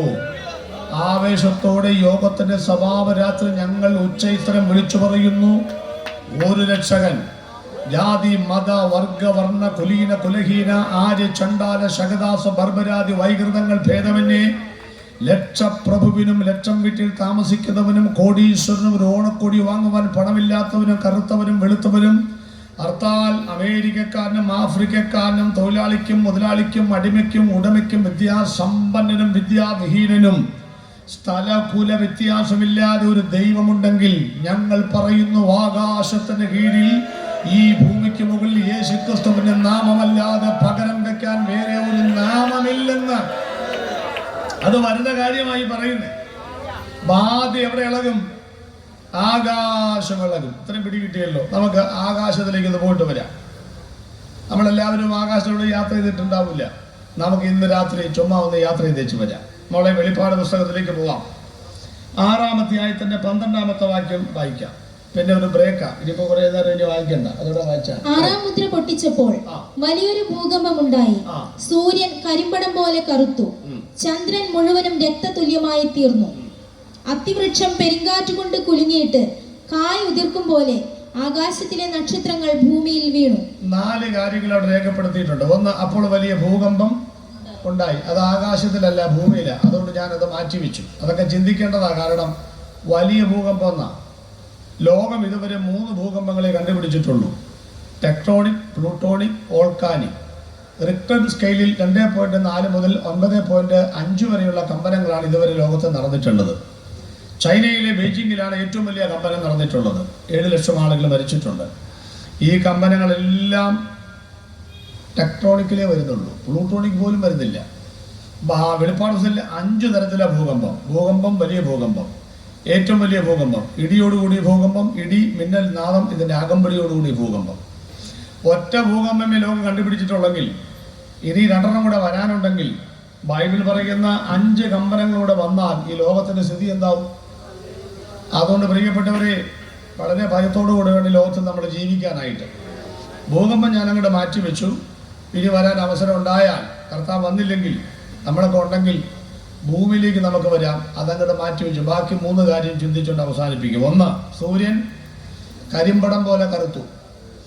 2, ചന്ദ്രൻ രക്തതുല്യമായി മാറിപ്പോയി. 3, അത്തിക്കായ്കൾ പഴുത്തിട്ട് പെരുങ്കാറ്റ് കൊണ്ട് താഴെ വീഴുന്ന പോലെ നക്ഷത്രങ്ങൾ ഭൂമിയിൽ വന്ന് വീണു. അത് ട്രാൻസ്ലേഷൻ ശരിയല്ല. നക്ഷത്രങ്ങൾ വീഴത്തില്ല, ഉൽക്കകൾ എന്നാണ് വരേണ്ടത്. 3 കാര്യങ്ങൾ മാത്രം പറയാം. ഇതിനകത്ത് യേശുക്രിസ്തു ക്രൂശൊന്നും അധികമില്ല, പക്ഷേ അതുമായിട്ട് കണക്ട് ചെയ്തിട്ടാണ് സംസാരിക്കുന്നത്. കഴിഞ്ഞ ദിവസങ്ങളൊക്കെ അത് കേട്ടതാണല്ലോ, അല്ലേ? അപ്പോൾ ഇന്ന് നമുക്ക് കർത്താവിൻ്റെ വരവ് കേട്ടുകൊണ്ട് വീട്ടിൽ പോവാം. പണ്ടൊക്കെ യോഗം ചെയ്യുമ്പോൾ ഒരു പാട്ടുണ്ട്, സുതിപ്പിൻ സുതിപ്പിൻ, അത് പാടിയിട്ടാണ് വീട്ടിൽ പോകുന്നത് എന്ന് പറഞ്ഞാൽ ഇന്ന് നമുക്ക് എന്ത് കേട്ടുകൊണ്ട് പോവാം? കർത്താവിൻ്റെ വരവ് കേട്ട് വീട്ടിൽ പോവാം. അപ്പം നമുക്ക് 3 കാര്യത്തിലേക്ക് വരാം: സൂര്യൻ, ചന്ദ്രൻ, നക്ഷത്രം. ആരൊക്കെയാ? സൂര്യൻ, ചന്ദ്രൻ. നിങ്ങൾ ലിപ്പ് കണ്ടിട്ട് അശോകൻ്റെ അനിയൻ ചന്ദ്രനെ കുറിച്ച് പറഞ്ഞു കൊണ്ടിരിക്കുന്നു. അവിടെ ചന്ദ്രനെ കുറിച്ച് സൂര്യൻ, ചന്ദ്രൻ, നക്ഷത്രം. 3 കാര്യങ്ങൾ മാത്രം പറഞ്ഞ് ഞാൻ അവസാനിപ്പിക്കും. 1-ാമത്തേക്ക് വരാം. സൂര്യൻ. ഞാനൊരു ശാസ്ത്രജ്ഞനല്ല എന്ന് നിങ്ങൾക്ക് മനസ്സിലായല്ലോ സ്കൂളിൽ ഒന്നാമനാന്ന് പറഞ്ഞപ്പോൾ. എന്ന് കരുതി തീരെ മണ്ടനുമല്ല. കാരണം ഞാൻ SLC പഠിക്കുന്നവരെ സ്കൂളിൽ പിറകിൽ നിന്ന് ഒന്നാമനായിരുന്നു. രക്ഷിക്കപ്പെട്ടു. ധാരാളം ബൈബിൾ കോളേജുകൾ പഠിച്ചു. ഒരു 10-16 ബൈബിൾ കോളേജിൽ ഞാൻ അധ്യാപകനാണ്. ദൈവശാസ്ത്ര വിഷയമാണ് പഠിപ്പിക്കുന്നത്. ഞാൻ നടത്തിക്കൊണ്ടിരിക്കുന്ന അഗാപ്പെ ഗോസ്പൽ മിഷൻ്റെ ബൈബിൾ കോളേജിൽ മാസത്തിൽ 3 ദിവസം മാത്രം വന്ന് പഠിക്കുന്നൊരു കോഴ്സുണ്ട്. തിരുവനന്തപുരത്ത് 7 പേരുണ്ട്. ഇപ്പം പഠിക്കുന്നത് 160 പേരാണ് പഠിക്കുന്നത്. ഈ യോഗത്തേക്കൊക്കെ ഉള്ള ആളുണ്ട്. അപ്പോൾ നിങ്ങൾക്ക് വേണമെങ്കിൽ വരാം, പഠിക്കാം. ഈ വർഷം സീറ്റില്ല, കിടക്കാൻ പോലും സ്ഥലമില്ല. അടുത്ത വർഷം വേണ്ടി സ്ഥലമുള്ളൂ. അടുത്ത 2026 ജൂണിൽ ആരംഭിക്കും. കേരളത്തിലെ 20 കൺവെൻഷൻ പ്രസംഗർ വന്ന് പഠിപ്പിക്കുന്ന 20 മാസം കൊണ്ട് തീരുന്ന അയാട്ടയുടെ അംഗീകാരമുള്ള BTHൻ്റെ കോഴ്സാണ് കൊടുക്കുന്നത്. MD ഉണ്ട്. അപ്പം ഞാൻ ശാസ്ത്രജ്ഞനൊന്നുമല്ല. പക്ഷേ ഞാൻ 25 കൊല്ലം പാസ്സായിരുന്നു. അപ്പോൾ എൻ്റെ സഭയിലുള്ള പാവപ്പെട്ട വിശ്വാസികൾ ചോദിച്ചു, പാസ്റ്റേ ഈ സൂര്യൻ എങ്ങനെയാണ് കറക്കുന്നത്? വേറെ എവിടെയെങ്കിലും പോയിട്ട് പ്രസംഗിച്ചാൽ നമുക്ക് പറഞ്ഞു പോവാം, അരാമ്യ പദം നോക്കട്ടെ, എബ്രായി നോക്കട്ടെ എന്നൊക്കെ പറഞ്ഞ് വണ്ടി കയറി സ്ഥലം പെട്ടപ്പോൾ ഞാൻ ആ വഴിക്ക് വരണ്ട. ഇത് സ്വന്തം സഭയിലെ അപ്പച്ചന്മാരും അമ്മച്ചിമാരും ചോദിക്കുമ്പോൾ വരാതിരിക്കാൻ പറ്റൂ. അങ്ങനെ വായിച്ചും പഠിച്ചും ഗ്രഹിച്ചൊക്കെ പോയപ്പോഴാണ് അവരോട് പറയാൻ വേണ്ടി ഞാൻ വായിച്ചു പഠിച്ചതാ. അങ്ങനെ പഠിച്ചപ്പോൾ എനിക്ക് മനസ്സിലായി, ദൈവം ഇത് നല്ല കാര്യമാണല്ലോ, അത്യാവശ്യം എന്നെപ്പോലെയുള്ള സാധാരണക്കാരോട് പറയാൻ പറ്റുമല്ലോ എന്ന് ചിന്തിച്ചാൽ ഇതെല്ലാം പറയുന്നത്. അതുകൊണ്ട് വേദപുസ്തകത്തെ കണക്ട് ചെയ്തിട്ട് ശാസ്ത്രീയ കാര്യങ്ങളൊക്കെ ഒന്ന് പറയാൻ ലളിതമായിട്ട്, കടിച്ചാൽ പൊട്ടാത്തൊരു പദവും ഞാൻ ഉപയോഗിക്കുകയില്ല, അങ്ങനെയുള്ള കണക്കുകളും പറയുകയില്ല. അതൊക്കെ പുസ്തകത്തിൽ മാത്രമേ പറഞ്ഞിട്ടുള്ളൂ. ഇതിപ്പോൾ നമുക്ക് മനസ്സിലാകുന്ന ഭാഷയിൽ ഞാൻ മുന്നോട്ട് പോവുകയാണ്. അപ്പോൾ നമുക്ക് സൂര്യൻ അടുത്തോട്ട് പോയിച്ചു വരാം. എവിടെ ആ സൂര്യൻ നിൽക്കുന്നത്? 9,30,00,000 മൈൽ അകലത്തിലാണ് സൂര്യൻ നിൽക്കുന്നത് എന്നാണ് ഒരു കാലത്ത് ശാസ്ത്രം സമ്മതിച്ചിരുന്നത്. ശാസ്ത്രത്തിൻ്റെ പ്രത്യേകത അറിയാമോ? ഇന്നത്തെ ശാസ്ത്രം നാളത്തെ അബദ്ധമാകാം. എന്താ? ഇന്നത്തെ ശാസ്ത്രം നാളത്തെ അബദ്ധമാകാം. കാരണം ഇന്ന് കണ്ടുപിടിച്ച സത്യങ്ങൾ നാളെ ശരിയല്ലാതെ വരും. ഭൂമി ഉരുണ്ടതാണെന്ന് ഒരാൾ പറഞ്ഞു, അങ്ങ് ഉരുട്ടി കൊന്നവനെ. പിന്നെ നൂറ്റാണ്ടുകൾ കഴിഞ്ഞാണ് ആ പുള്ളി പറഞ്ഞതാണ് ശരിയെന്ന് അംഗീകരിച്ചത്. അപ്പം ശാസ്ത്രത്തിൻ്റെ ഒരു അബദ്ധം എന്ന് പറയുന്നത്, ശാസ്ത്രവിശാരദന്മാരെയും പണ്ഡിത പടുക്കളെയും സല്യൂട്ട് അടിക്കുമ്പോൾ തന്നെ പറയട്ടെ, ഇന്നത്തെ ശാസ്ത്രം നാളത്തെ അബദ്ധമാകാൻ സാധ്യതയുണ്ട്. എന്നാൽ ഞങ്ങൾ പ്രസംഗിക്കുന്ന ബൈബിളിൻ്റെ പ്രത്യേകത അബദ്ധമാവില്ല. എത്ര കൊല്ലമായി ഞങ്ങൾ പ്രസംഗിച്ചുകൊണ്ട് നടക്കുന്നു, ഇത് അബദ്ധമാവില്ല. ഒറ്റ തെളിവ് പറയാം. ഉൽപ്പത്തി തുടങ്ങുന്ന വാക്യവും വെളിപ്പാട് അവസാനിക്കുന്ന വാക്യവും. ആദിയിൽ ദൈവം ആകാശവും ഭൂമിയും സൃഷ്ടിച്ചു. ലോകത്തിൻ്റെ 4 കോണിലേക്ക് 750 കോടി ആളുകളെ 4ആയി ഭാഗിച്ചാൽ കിഴക്ക് പടിഞ്ഞാറ് തെക്ക് വടക്ക് 4 ചോദ്യം വരും. 1, എന്നാണാവോ? ഉത്തരം ഉണ്ട്, ആദിയിലാണ്, ഇൻ ദ ബിഗിനിങ്. രണ്ടാമത്തെ ചോദ്യം, ആരാണാവോ? ഉത്തരം അവിടെയുണ്ട്, ദൈവമാണ്. മൂന്നാമത്തെ ചോദ്യം, എന്താണാവോ? ഉത്തരം ആകാശവും ഭൂമിയുമാണ്. നാലാമത്തെ ചോദ്യം, എങ്ങനെയാണാവോ? ബാം തിയറി അല്ല, പൊട്ടിത്തെറിച്ചതല്ല, സൃഷ്ടിച്ചതാണ്. വേദപുസ്തകത്തിൻ്റെ 1-ാമത്തെ വാക്യത്തിൽ തന്നെ ലോകത്തിൻ്റെ മുഴുവൻ ചോദ്യങ്ങൾക്കും വായടപ്പിച്ച് ദൈവവിശ്വാസീയമായ മറുപടി കൊടുത്തുകൊണ്ടാണ് ബൈബിൾ ആരംഭിക്കുന്നത്. 300 പേജ് പിന്നിടുമ്പോൾ ഡാർവിൻ്റെ സിദ്ധാന്തത്തിൽ 318 പ്രാവശ്യമാണ് അനുമാനിച്ചിരിക്കുന്നത്, ഊഹിച്ചിരിക്കുന്നത്. 1100 അധ്യായങ്ങൾ പിന്നിടുമ്പോൾ ബൈബിൾ അവസാനിപ്പിക്കുമ്പോൾ പറഞ്ഞ വാക്കെന്നറിയാമോ? ആമേൻ എന്ന് പറഞ്ഞാൽ ഇതിനു മുൻപ് എഴുതിയ ഒരൊറ്റ കാര്യത്തിനും മാറ്റമില്ല, അതങ്ങനെ തന്നെ എന്നാണ്. ഈ പുസ്തകം മാറ്റാത്ത പുസ്തകം, മാറാത്ത പുസ്തകം ചുമക്കാൻ കൃപ നൽകിയതോർത്ത് ഇന്ന് രാത്രി ഞങ്ങൾ ദൈവത്തിന് സ്തോത്രം ചെയ്യുകയാണ്. അപ്പൊ സൂര്യനെ കുറിച്ച് 9,30,00,000 മൈൽ അകലം, അത് അന്ന്. ഇപ്പോഴങ്ങനല്ല. 15 കോടി മൈൽ അകലത്തിലാണ് ഇപ്പൊ ആര് നിൽക്കുന്നത്? സൂര്യൻ നിൽക്കുന്നത്. അതിൻ്റെ അന്തർഭാഗത്ത് എല്ലാം 3 ഭാഗമായിട്ട് തിരിച്ചിട്ടുണ്ട് കേട്ടോ. ഭൂമി 3, നമ്മുടെ 3 ഭാഗം അതിനുണ്ട്. CMA എന്ന് പറയുന്ന ആ ഭാഗത്തു നിന്നാണ് ചൂട് വരുന്നത്. അപ്പോൾ അതിൻ്റെ അന്തർഭാഗത്ത് 4 കോടി ഡിഗ്രി ചൂടുണ്ട്. അതിൻ്റെ ഉപരിതലത്തിൽ, സൂര്യൻ്റെ ഉപരിതലത്തിൽ 12,000 ഡിഗ്രി ചൂടുണ്ട്. സൂര്യനിൽ നിന്ന് പുറപ്പെടുന്ന തീ ജ്വാലയുടെ നീളം 25,000 കിലോമീറ്റർ നീളമാണ്. കേരളത്തിൻ്റെ പാറശാല മുതൽ പയ്യന്നൂർ വരെ 750 ഉള്ളൂ. 25,000 കിലോമീറ്റർ നീളമാണ് സൂര്യന് പുറപ്പെടുന്ന തീജ്വാലയുടെ നീളം. ഇത് പറയുമ്പോൾ നിങ്ങൾ വിചാരിച്ചു അയ്യോ പിന്നെ ഉപദേശിയുടെ വർത്തമാനം കേട്ടില്ല, ഉപദേശി ഇപ്പോൾ സൂര്യൻ്റെ പുറത്ത് ആനപ്പുറത്ത് പാപ്പാൻ കയറിയിരുന്ന പോലെ തെർമോമീറ്ററുമായിട്ട് കയറിയിരുന്ന് അളന്ന് തിട്ടപ്പെടുത്തി വന്നതുപോലെ ഉണ്ടല്ലോ എന്ന് ചിന്തിക്കരുത്. ഞാൻ ആദ്യം പറഞ്ഞു, മുൻകൂർ ജാമ്യം എടുത്തു. ശാസ്ത്രം പറയുന്ന കാര്യങ്ങൾ നമ്മൾ വായിച്ചു പഠിച്ചിട്ട് ദൈവനാമത്തിൻ്റെ മഹത്വത്തിന് വേണ്ടി പറയുന്നു എന്ന് മാത്രമേ ഉള്ളൂ. മറക്കണ്ട, സൂര്യൻ്റെ അന്തർഭാഗത്ത് 4 കോടി ഡിഗ്രി ചൂട്, ഉപരിതലത്തിൽ 12,000 ഡിഗ്രി ചൂട്, 100 ഡിഗ്രി മതി വെള്ളം തിളയ്ക്കാൻ. 725,000 കിലോമീറ്റർ നീളമാണ് സൂര്യപ്രകാശത്തിൻ്റെ നീളം. പ്രിയപ്പെട്ടവരെ, ഈ സൂര്യൻ ഒരു സെക്കൻഡിൽ എങ്ങോട്ട് പോകുക എന്ന് വല്ല അറിയാമോ? 12 മൈൽ വേഗത്തിൽ വടക്കോട്ട് യാത്ര ചെയ്യുന്നു. അവിടെ മുതൽ നമ്മൾ ചിന്തിക്കാൻ തുടങ്ങണം. സൂര്യന് അയനമുണ്ടോ എന്ന് ചോദിച്ചാൽ, ഈ പെന്തക്കോസ്തിലെ ഉപദേശിമാരെ പണ്ടൊക്കെ കവലപ്രസംഗം കൂടുതലായിരുന്നു. ഇപ്പം കവലപ്രസംഗത്തിന് യാതൊരു സാധ്യതയുമില്ലാത്തൊരു കാലഘട്ടത്തിലാണ്. കവലപ്രസംഗരെ ആർക്കും ഇഷ്ടവുമല്ല. എന്നാൽ സത്യം ഞാൻ പറയട്ടെ, ഞാൻ തുറന്ന മനസ്സോടെ സത്യമായിട്ട് പറയുകയാണ്, ഏതൊരു ക്രൂസൈഡ് പ്രസംഗിക്കുന്ന ലോക പ്രശസ്തനേക്കാൾ കവലയിൽ പ്രസംഗിക്കുന്ന ഉപദേശിയാണ് വലിയത്. ലോകം ആരംഗീകരിച്ചാൽ ഇല്ലേലും. ഞാനൊക്കെ കേരളത്തിൻ്റെ 465 സെറ്റുകളിൽ ട്രാക്ട് കൊടുത്തയാളാണ്. ഇന്ത്യയുടെ മുഴുവൻ സ്റ്റേറ്റിലും പോയി ഞാൻ സുവിശേഷം പ്രസംഗിച്ചിട്ടുണ്ട്. എൻ്റെ ഈ കൈ കൊണ്ട് 10.5 ലക്ഷം ആളുകളുടെ കയ്യിൽ ഞാൻ ട്രാക്ട് കൊടുത്തിട്ടുണ്ട്. അല്ലാതെ ഇന്ന് കാണുന്ന കൺവെൻഷൻ വേദി പ്രസംഗിക്കുന്ന ആളൊന്നുമല്ല. ആരും വിളിച്ചിട്ടും പോയതല്ല, കാശ് കൊടുത്ത് അങ്ങോട്ട് പോയി പ്രസംഗിക്കുന്നതാണ്. പ്രിയപ്പെട്ടവരെ, അതുകൊണ്ട് ഞങ്ങളുടെ പണ്ടത്തെ ഉപദേശിമാരെ കവലയെന്ന് പ്രസംഗിച്ചു. സൂര്യന് അയനമുണ്ട്, സൂര്യന് അയനമുണ്ട്, കറക്കമുണ്ട്. അപ്പോൾ നാട്ടുകാർ പറഞ്ഞു ഉപദേശിമാർക്ക് വട്ട, അല്ലെങ്കിൽ നമ്മളെ വട്ടന്മാരെന്നാണ് വിളിക്കുന്നത്. നമ്മുടെ പോക്കും മാതിരിയും കണ്ടാൽ ഏതാണ്ട് ലൂസ് ഉണ്ടെന്ന് പറയുകയും ചെയ്യും. നമ്മുടെ ഒച്ചപ്പാടും ബഹളും കഴിഞ്ഞ് നമുക്ക് വട്ടാണെന്ന് ആരും പറയും. പറഞ്ഞിട്ട് കാര്യമില്ല. സാധാരണ പെണ്ണുങ്ങൾ രാവിലെ വെള്ളം കോരാൻ പോകും, ശമരേശ്വരി ഉച്ചയ്ക്ക് വെള്ളം കോരാൻ പോകും. അപ്പം തന്നെ ആരും പിരി ലൂസില്ലേ? ഉണ്ട്. ഇനി വന്നവള് വെള്ളം കോരിയോ? ഇല്ല. യേശു വെള്ളം കുടിച്ചോ? ഇല്ല. കോരാൻ വന്ന പാത്രം വീട്ടിൽ കൊണ്ടുപോയോ? ഇല്ല. അപ്പം പിന്നെ മുഴുവൻ വട്ടല്ലേ? ആ പാത്രം അലൂമിനിയം കടയിൽ കൊണ്ട് കൊടുത്തെങ്കിൽ 145 രൂപ കിട്ടിയാൽ അവൾ ആ പാത്രം അവിടെ വെച്ചിട്ട് രക്ഷയുടെ പാനപാത്രം എടുത്തു. അതാർക്കെങ്കിലും കാണാൻ പറ്റുമോ? ഇല്ല. എന്നിട്ട് യേശു മരിച്ചടക്കപ്പെട്ടതിന് ശേഷമാണ് പ്രസംഗിക്കേണ്ടത് സുവിശേഷം. അവിടെ യേശു മരിക്കാൻ നോക്കിയിരുന്നില്ലെന്നേ. കീബോർഡില്ല, 8ാമത്തെ കട്ടയില്ല, അധ്യക്ഷനില്ല, ആമേൻ പറയാൻ ആളില്ല, വാക്യപ്രതിവാക്യമായി വായിക്കാൻ ആളുകളില്ല. യേശു മരിക്കുന്നതിന് മുമ്പ് തന്നെ ഒറ്റയ്ക്ക് നിന്ന് ശമര്യ പട്ടണത്തിൽ പച്ചയ്ക്ക് പരസ്യയോഗം നടത്തിയ ആദ്യത്തെ സുവിശേഷകയാണ് ശമര്യ സ്ത്രീ.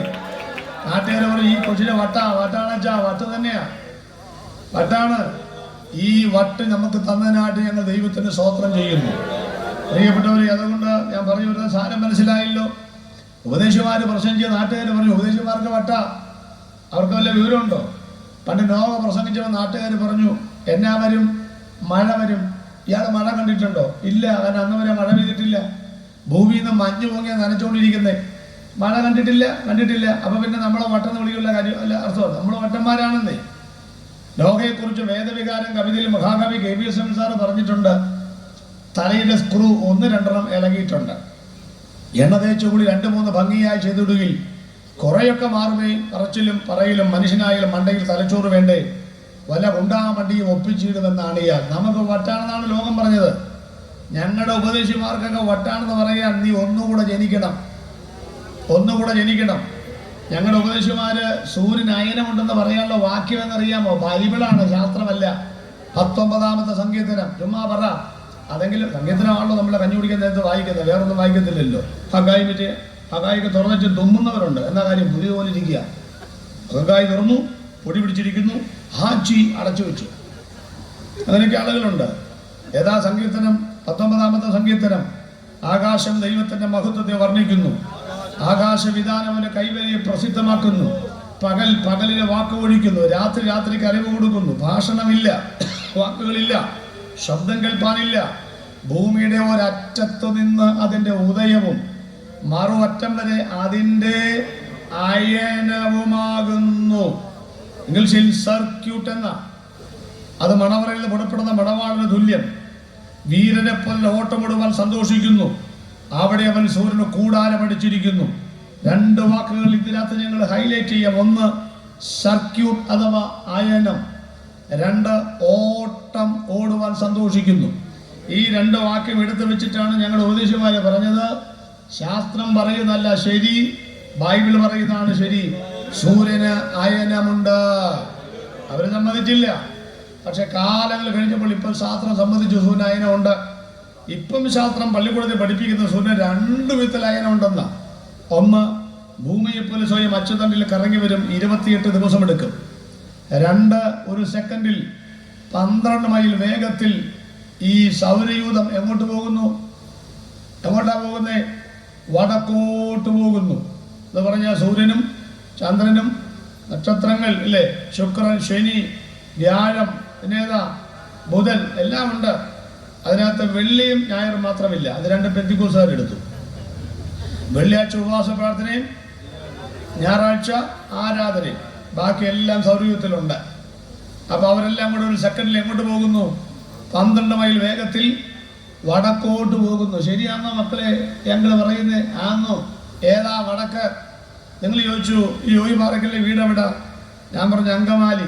നിങ്ങൾ പറയും ഓ വടക്കാണല്ലേ, നിങ്ങളുടെ നാടിന് അങ്കമാലിയാണ് വടക്കുന്ന. അല്ല, അങ്കമാലി കറുകുറ്റിയാണ് കേരളത്തിന്റെ സെൻട്രൽ പോയിന്റ്. അങ്ങോട്ടും 350 ഇങ്ങോട്ടും 350, അറിയാമോ? അപ്പൊ ഞങ്ങൾ അങ്കമാലി വടക്കല്ല. ഞാൻ മിനിയാന്ന് മാനന്തവാടിന്നാണ് വരുന്നത്. അപ്പൊ അങ്കമാലിക്കാരെ വടക്കേതാ? മലബാർ. മലബാറിന്റെ വടക്കേതാ?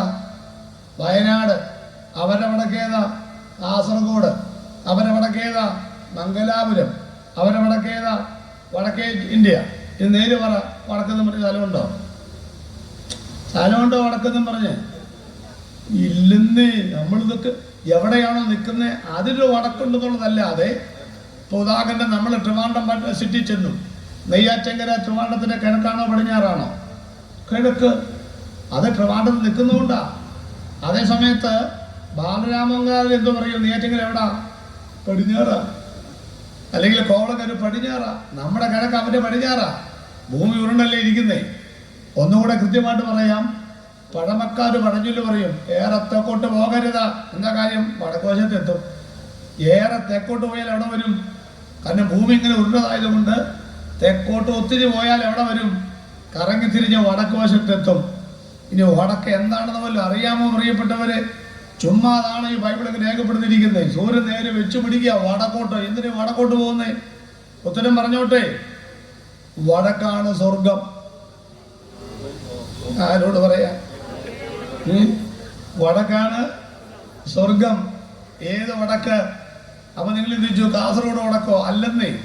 പണ്ട് നാരായണപിള്ള സാറ് സ്കൂളിൽ ബോർഡ് തൂക്കിയിട്ടിട്ട് ചൂരവടി കൊണ്ട് ഭൂപടത്തിന്റെ മുകളിൽ പഠിച്ചു പറയും, ഇതിന്റെ പേരാ ഉത്തര ധ്രുവം. പള്ളിപ്പുറത്തിൽ പോയി പഠിച്ച് ഓർക്കുന്നുണ്ടോ? ഉത്തര ധ്രുവം, അതിന്റെ പേരാ വടക്ക്. എന്തോ ഈ ഉത്തര ധ്രുവം എന്ന് പറഞ്ഞാൽ ആകാശത്തിന്റെ ഒരു ഭാഗത്ത് നക്ഷത്രങ്ങളില്ല, ക്ഷീരപഥങ്ങളില്ല, മിൽക്കി വേ ഇല്ല, ഒരു നക്ഷത്ര കുഞ്ഞു പോലും ഇല്ലാത്ത ഒരു സ്ഥലം ആകാശത്തിന്റെ ഒരു ഭാഗത്തുണ്ട്. ആ ഭാഗത്തിലിട്ടിരിക്കുന്ന പേരാണ് ഉത്തരധ്രുവം. ഇനി ഈ ഭൂഗർഭ ശാസ്ത്രജ്ഞന്മാരൊക്കെ എനിക്ക് തോന്നുന്നു 1983-85 കാലഘട്ടത്തിലായിരിക്കണം, കണക്ക് വ്യത്യാസം ഉണ്ടാവും. അവർ വാന നിരീക്ഷണ ശാസ്ത്രജ്ഞന്മാര് ആഴമായ പഠനം നടത്തി വന്നപ്പോൾ അവരൊരു കാര്യം കണ്ടുപിടിച്ചു. ആകാശത്തിന്റെ ഒരു ഭാഗത്ത് നക്ഷത്രങ്ങളില്ല, ഒന്നുമില്ല, ശൂന്യമായിട്ട് കിടക്കുക. ഞാൻ പറഞ്ഞ പോലെ ഒരു ഗാലക്സിയും ഇല്ല. ആ സ്ഥലത്തിന് അവരിട്ട പേരാണ് നോർത്തേൺ നെബൂള. നോർത്തേൺ നെബൂള. അവിടെ ഒന്നുമില്ല. എന്നിട്ട് അവർ ചോദിച്ചു, ഈ നോർത്തേൺ നെബൂളയിൽ എന്താണാവോ ഉള്ളത്? അവര് 2-3 കാര്യങ്ങൾ പറഞ്ഞു. ഈ നാട്ടുകാർ കേൾക്കണം കേട്ടോ, ഞങ്ങളൊന്നും പറഞ്ഞല്ല. ഒന്ന്, ഏതോ ഒരു വലിയ കൊട്ടാരത്തിലേക്ക് കയറുമ്പോൾ ഒരു കമാനം, പ്രവേശന കവാടം പോലെ ഒരു ഗേറ്റ് ഞങ്ങൾ അവിടെ കാണുന്നു. 2, സ്ഫടികം പോലെ കിടക്കുന്ന ഒന്നാം തരം ഒരു തടാകം പോലെ ഞങ്ങൾ അവിടെ കാണുന്നു. 3, ഇന്ന് വരെ ലോകത്തിൽ ആർക്കും അലക്കി വെളുപ്പിക്കാൻ കഴിയാത്ത ഒരു വെള്ള ഞങ്ങൾ അവിടെ കാണുന്നു. ഈ 3 സംഗതികൾ കണ്ടുകൊണ്ട് അവർ നോക്കി, എന്തായിരിക്കും അത്? ലോകത്തിലുള്ള സകല മതഗ്രന്ഥങ്ങളും അരിച്ചു പെറുക്കി ഒടുവിൽ വിശുദ്ധ വേദപുസ്തകം പഠിക്കാൻ തുടങ്ങി. വേദപുസ്തകത്തിലെ 3 വാക്യങ്ങൾ കണ്ടുപിടിച്ചു. ഒന്ന് പറയുമോ, അവൻ ആകാശത്തിൽ മാളികകളെ പണിയുന്നു. 2 പുതിയമോ, യോഹന്നാൻ 14, ഞാൻ നിങ്ങൾക്ക് സ്ഥലം ഒരുക്കുവാൻ പോകുന്നു. അപ്പോസ്തലർ 1:12 വരുമ്പോൾ എന്താണ്? അവൻ മേഘങ്ങളിൽ എടുക്കപ്പെട്ടു. ഈ 3 വാക്യങ്ങൾ ചേർത്ത് വെച്ചിട്ട് ലോകത്തോട് ചോദിച്ചത്, ആകാശത്തിന്റെ നോർത്തെ നെബൂള എന്ന് പറഞ്ഞ ഈ ഭാഗത്ത് പ്രവേശന കമാനം പോലെ, തടാകം പോലെ, വെണ്മ പോലെ തോന്നുന്ന ഈ സംഭവം ക്രിസ്ത്യാനികളുടെ മതഗ്രന്ഥമായ വേദപുസ്തകത്തിനകത്ത് അവരുടെ ദൈവമായ യേശുക്രിസ്തു അവർക്ക് വിഭാവനം ചെയ്യുന്ന സ്വർഗരാജ്യമായിരിക്കുമോ എന്ന് ആശ്ചര്യപരമായി ചോദിക്കുകയും ആ വർഷത്തിൽ യേശുവിനെ രക്ഷിതാവും കർത്താവാക്കിയ സയന്റിസ്റ്റുകൾ നിരവധിയാണ്. ഇന്ന് രാത്രിയിൽ കഴക്കൂട്ടം ദേശത്തോട് ഞങ്ങൾ വിളിച്ചു പറയുന്നു, ഒരു സ്വർഗമുണ്ടെന്ന് കോടികൾ മുടക്കി 1349 ഗ്രാം തൂക്കം വരെ തലച്ചോറ് കൊണ്ട് ഹരിച്ചും ഗുണിച്ചും ഹരിച്ചും മറിച്ചും തിരിച്ചും മറിച്ചും നിങ്ങൾ കോടികൾ മുടക്കി ഒരു സ്വർഗരാജ്യമുണ്ടെന്ന് ഗതികെട്ട് സമ്മതിക്കേണ്ടി വരുമ്പോൾ പള്ളിക്കൂടത്തിന്റെ പടിവാതിൽ പോലും കണ്ടിട്ടില്ലാത്ത ദിദിമോസ് എന്ന തോമാച്ചാരുടെ യേശു പറഞ്ഞ തോമാച്ചായ, കാണാതെ വിശ്വസിച്ചവൻ ഭാഗ്യവാൻ. ഈ രാത്രി ഞങ്ങൾ ഒന്നുകൂടെ ഉറക്കെ പറയുകയാണ്, ഞങ്ങൾ പറഞ്ഞ ഒറ്റ ഉപദേശവും ഞങ്ങൾ തിരുത്തില്ല. ഞങ്ങൾ പ്രസംഗിച്ച ഒറ്റ ഉപദേശം ഞങ്ങൾ തിരുത്തില്ല. രക്ഷയാകട്ടെ, സ്നാനമാകട്ടെ, വിശുദ്ധിയാകട്ടെ, വേർപാടാകട്ടെ, നിത്യതയാകട്ടെ, അന്യഭാഷയാകട്ടെ, സ്വർഗമാകട്ടെ, നരകമാകട്ടെ, ഒന്നും ഞങ്ങൾ തിരുത്തില്ല. മറിച്ച് ഞങ്ങളെ കളിയാക്കിയവരൊക്കെ, അന്യഭാഷയെ കളിയാക്കിയവരൊക്കെ ഇന്ന് അന്യഭാഷ പറഞ്ഞ് ആരാധിക്കുന്ന കാണുമ്പോൾ ചരിത്രത്തിൽ കൂടെ നീതി പ്രവർത്തിക്കുന്ന ദൈവത്തിനായി ഇന്ന് രാത്രി ഞങ്ങൾ ദൈവത്തിന് സ്തോത്രം ചെയ്യുന്നു. പുച്ഛിക്കുന്നതിനെ ചുംബിപ്പിക്കുന്നവനാണ് എന്റെ ദൈവം. പുറംകാല കൊണ്ട് തട്ടിക്കളയുന്നതിനെ കരങ്ങൾ കൊണ്ട് കെട്ടിപ്പിടിപ്പിക്കുന്നവനാണ് ദൈവം. ആദരങ്ങൾ കൊണ്ട് വേണ്ടെന്ന് പറഞ്ഞാൽ നിന്നെ ആലിംഗനം ചെയ്യിപ്പിക്കുന്നവനാണ് ദൈവം. ഈ ഉപദേശി എന്റെ വീടിന്റെ പടി ചവിട്ടണ്ടെന്ന് പറഞ്ഞാൽ അയാളെ വിളിച്ച് പ്രാർത്ഥിക്കുന്ന ഒരു കാലം നിന്റെ ജീവിതത്തിൽ വരും. ഈ വേദപുസ്തക പേജുകൾ വലിച്ചിങ്ങനെ കടലയും കപ്പലയും പൊതിയാൻ കൊടുത്താൽ നിന്റെ കീറി പറഞ്ഞ നെഞ്ചത്തെ ഈ പുസ്തകം വെച്ച് അന്ത്യശ്വാസം വലിക്കുന്ന കാലം വരുമെന്ന് പറയുമ്പോൾ ഒന്ന് കരമടിച്ചോ. ഇന്ന് രാത്രിയിൽ ഈ ദൈവത്തെ സ്തുതിക്കട്ടെ. ഞങ്ങൾ ഉപദേശം മാറ്റുന്നവരല്ല.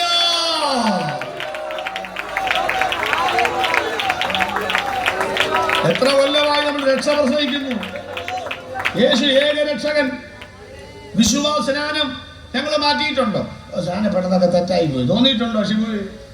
തോന്നിയിട്ടുണ്ടോ? ഇല്ലെന്ന്. അന്ന് ഞങ്ങൾ ഇറങ്ങിയപ്പം ആഴിയെന്നോർത്തില്ല, ആഴമാരാഞ്ഞില്ല. അന്നത് പാടി. ഇന്ന് ആഴിയും അറിയാം, ആഴങ്ങളും അറിയാം. പക്ഷെ ഞങ്ങൾ കലപ്പേന്ന് കൈയെടുക്കാൻ തീരുമാനിച്ചിട്ടില്ല. അറിയാമോ? അതുകൊണ്ട് ഓരോറ്റ ഉപദേശം ഞങ്ങൾ തിരുത്തില്ല. ഞങ്ങൾ ഇവിടുത്തെ കുമ്പനാടിന്റെയും മുളക്കുഴയുടെയും ചിങ്ങവനത്തിന്റെയും പ്രസംഗമല്ല നടത്തുന്നത്. സ്വർഗത്തിൽ എന്നേക്കും സ്ഥിരമായ ദൈവത്തിന്റെ വചനമായതുകൊണ്ട് ഈ വചനത്തിന് മാറ്റമില്ല. പ്രിയപ്പെട്ടവരെ, വടക്കാണ് സ്വർഗം. തെളിവ് വേണമല്ലോ. തെളിവ് എന്തോരം തെളിവുണ്ട്. ഈ ഭൂമി എങ്ങോട്ടാ ചെരിഞ്ഞിരിക്കുന്നേ? ഈ ഭൂമി എങ്ങോട്ടാ ചെരിഞ്ഞിരിക്കുന്നതെന്ന് ആർക്കറിയാം? നിങ്ങൾ എങ്ങോട്ടാ തിരിഞ്ഞിരിക്കുന്ന പറയാദ്യം. ഭൂമി എങ്ങോട്ടാ ചെരിഞ്ഞിരിക്കുന്ന മക്കളെ? വടക്കോട്ട്. കൃത്യമായൊരു ഡിഗ്രി വടക്കോട്ട് ചെരിഞ്ഞിരിക്കുക. ആ ചെരിവൊരൽപ്പം കൂടിയിരുന്നെങ്കിൽ തണുത്ത ഉറഞ്ഞു കിടക്കുന്ന ചൊവ്വാഗ്രഹം പോലെ ആയേനെ. അത്രയും ചെരിഞ്ഞില്ലായിരുന്നെങ്കിൽ തിളച്ചു മറിയുന്ന ശുക്രൻ പോലെ ആയേനെ. അതിന്റെ അർത്ഥം എന്താ? ഈ ഭൂമിയിലെ മണ്ണ് കൊണ്ടാണ് ദൈവം മനുഷ്യനെ സൃഷ്ടിച്ചത്. എല്ലാം മനസ്സിലായതിന്റെ അർത്ഥം കണ്ടമാനം തിളച്ചു മറിയരുതെന്ന മണ്ണുകൊണ്ടാണ് ഉണ്ടാക്കിയത്. പിന്നെ ഇത്രയും നേരം സ്വന്തം പറയാതെ തണുത്ത് ഉറഞ്ഞിരിക്കരുതെന്ന ബൈബിളുണ്ടെന്നേ. നടക്കരുത്, നിൽക്കരുത്, ഇരിക്കരുത്. ഒന്നാം അപ്പൊ ഓടണം. കണ്ടോ? ഓടണം. യോശുവ ഇടത്തോട്ടും മാറരുത്, വലത്തോട്ടും മാറരുത്. കണ്ടോ? ഇടയ്ക്ക് നിന്നോളണം. ദാവീദും ശലോമോനും ദാരിദ്ര്യം എനിക്ക് വേണ്ട, ഹല്ലേലൂയ. അടുത്ത സമ്പത്തും വേണ്ട, നിത്യവൃത്തി. അതാണ്. കുതിരയെ പോലെ ആകരുത്, കഴുതയെ പോലെ ആകരുത്. ബാലൻസ് ആണ് ക്രിസ്തീയ ജീവിതം. അതില്ലെങ്കിൽ എനിക്ക് ഈ ആത്മീകത്തിൽ പോലും ഭയങ്കരമായിട്ട് ഹല്ലേലൂയ പറയുന്നതിന് പേടിയാ.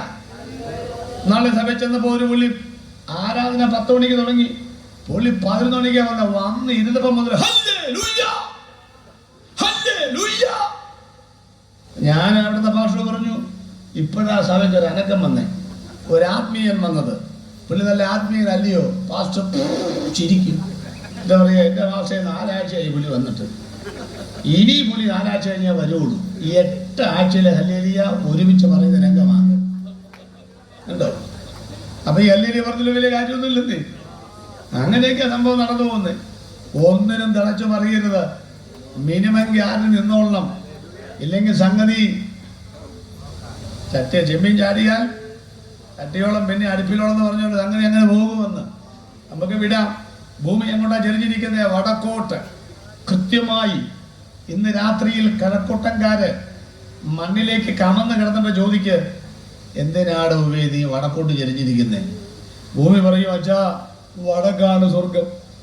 ഉൽപ്പത്തി പുസ്തകം 1:1 ആദിയിൽ ദൈവം ആകാശത്തെയും എന്നെയും സൃഷ്ടിച്ചു എന്നാ. വടക്ക് സ്വർഗമാണെങ്കിൽ വടക്കാണ് വടക്കും നാഥനിരിക്കുന്നത്.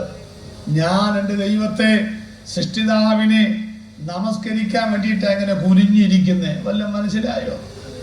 ഇതൊക്കെ പറഞ്ഞ് ആര് സ്വോത്രം പറയും? ഇവിടെ പ്രാർത്ഥിക്കാൻ പറയുമ്പോൾ കിഴക്കോട്ട് തിരിയും. കിഴക്കാരായിരിക്കുന്ന ആർക്കറിയാം?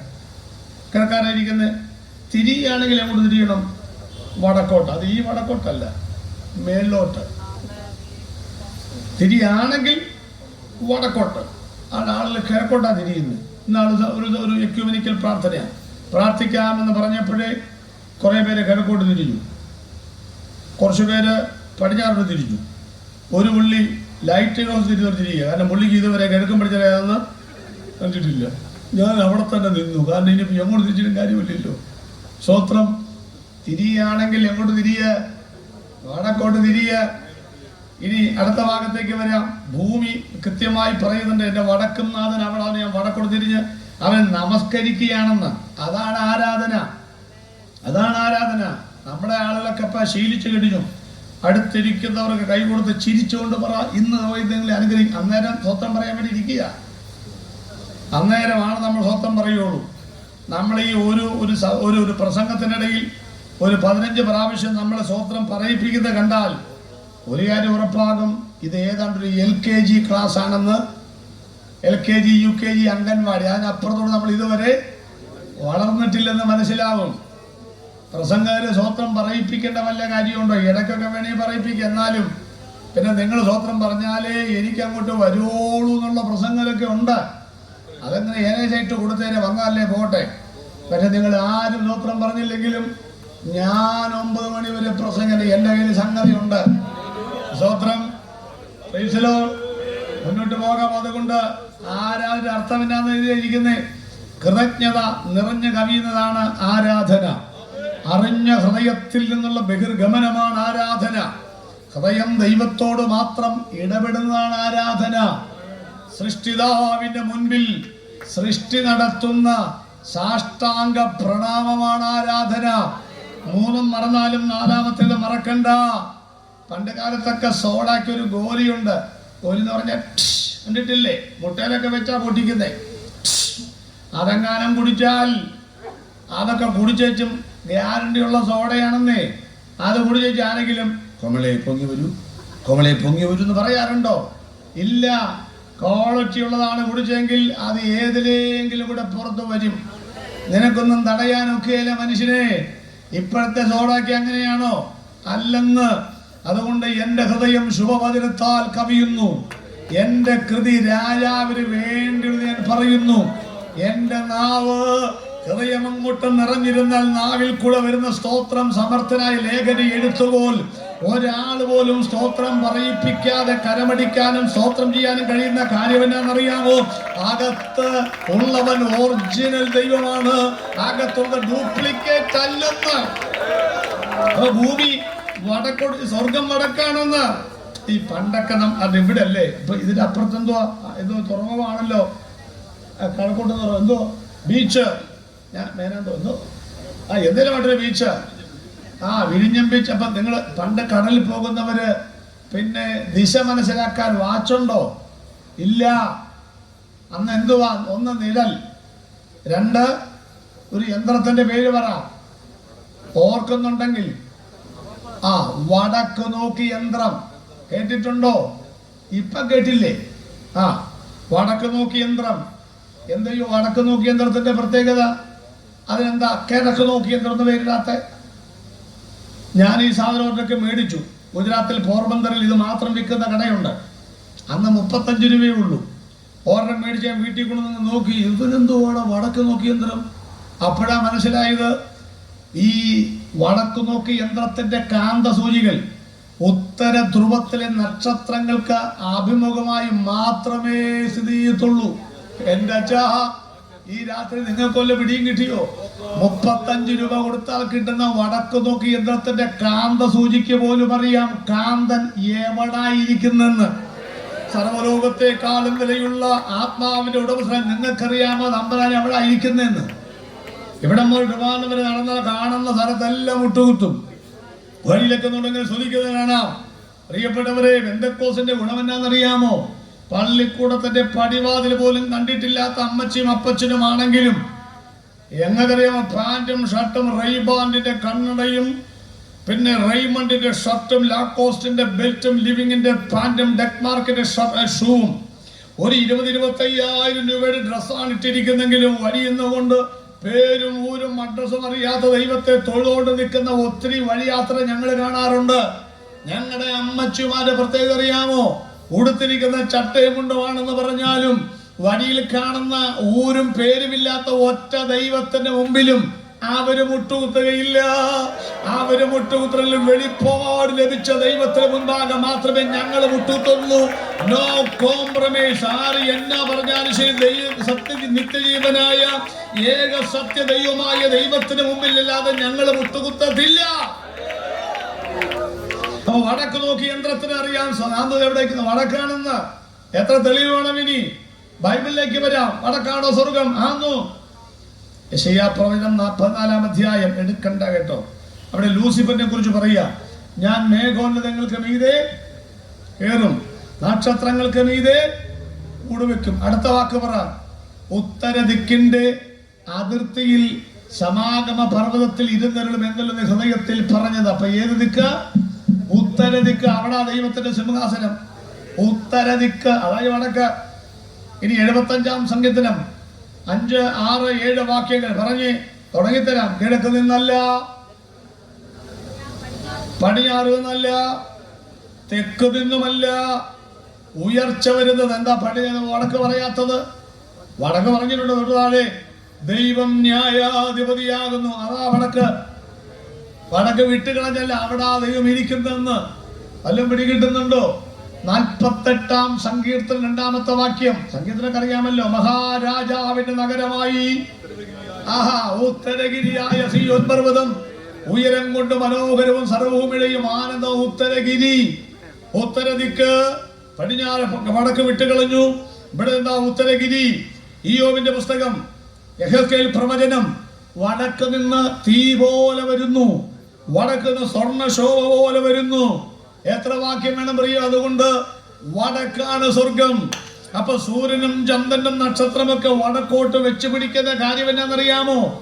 ഓടി കഴിയുമ്പോൾ ഏത് വാഹനവും ഷെഡിൽ കയറുന്ന പോലെ ഒരു സെക്കൻഡിൽ 40 മുതൽ 60 ലക്ഷം ടൺ ഭാരമാണ് സൂര്യനിൽ കത്തിത്തീർന്നുകൊണ്ടിരിക്കുന്നത് ഒരു സെക്കൻഡിൽ.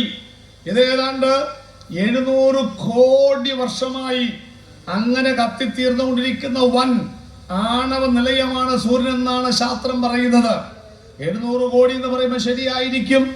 നമ്മൾ ചിന്തിച്ചു 6000 കൊല്ലമാവുമല്ല കണക്ക്. ഗ്യാപ് തിയറി, യാം തിയറി, തിരമാല സിദ്ധാന്തം ഒക്കെ പഠിക്കുമ്പം ആയി കാണാൻ സാധ്യതയുണ്ട്. ഇവിടെ വിശദീകരിക്കുന്നില്ല. ഒരു സെക്കൻഡിൽ 60 ലക്ഷം ടൺ ഭാരം വീതം കത്തിത്തീരുകയാണ് സൂര്യനിൽ. കത്തിത്തീരുന്ന സാധനത്തിന്റെ പേരറിയാമോ? ഹൈഡ്രജൻ.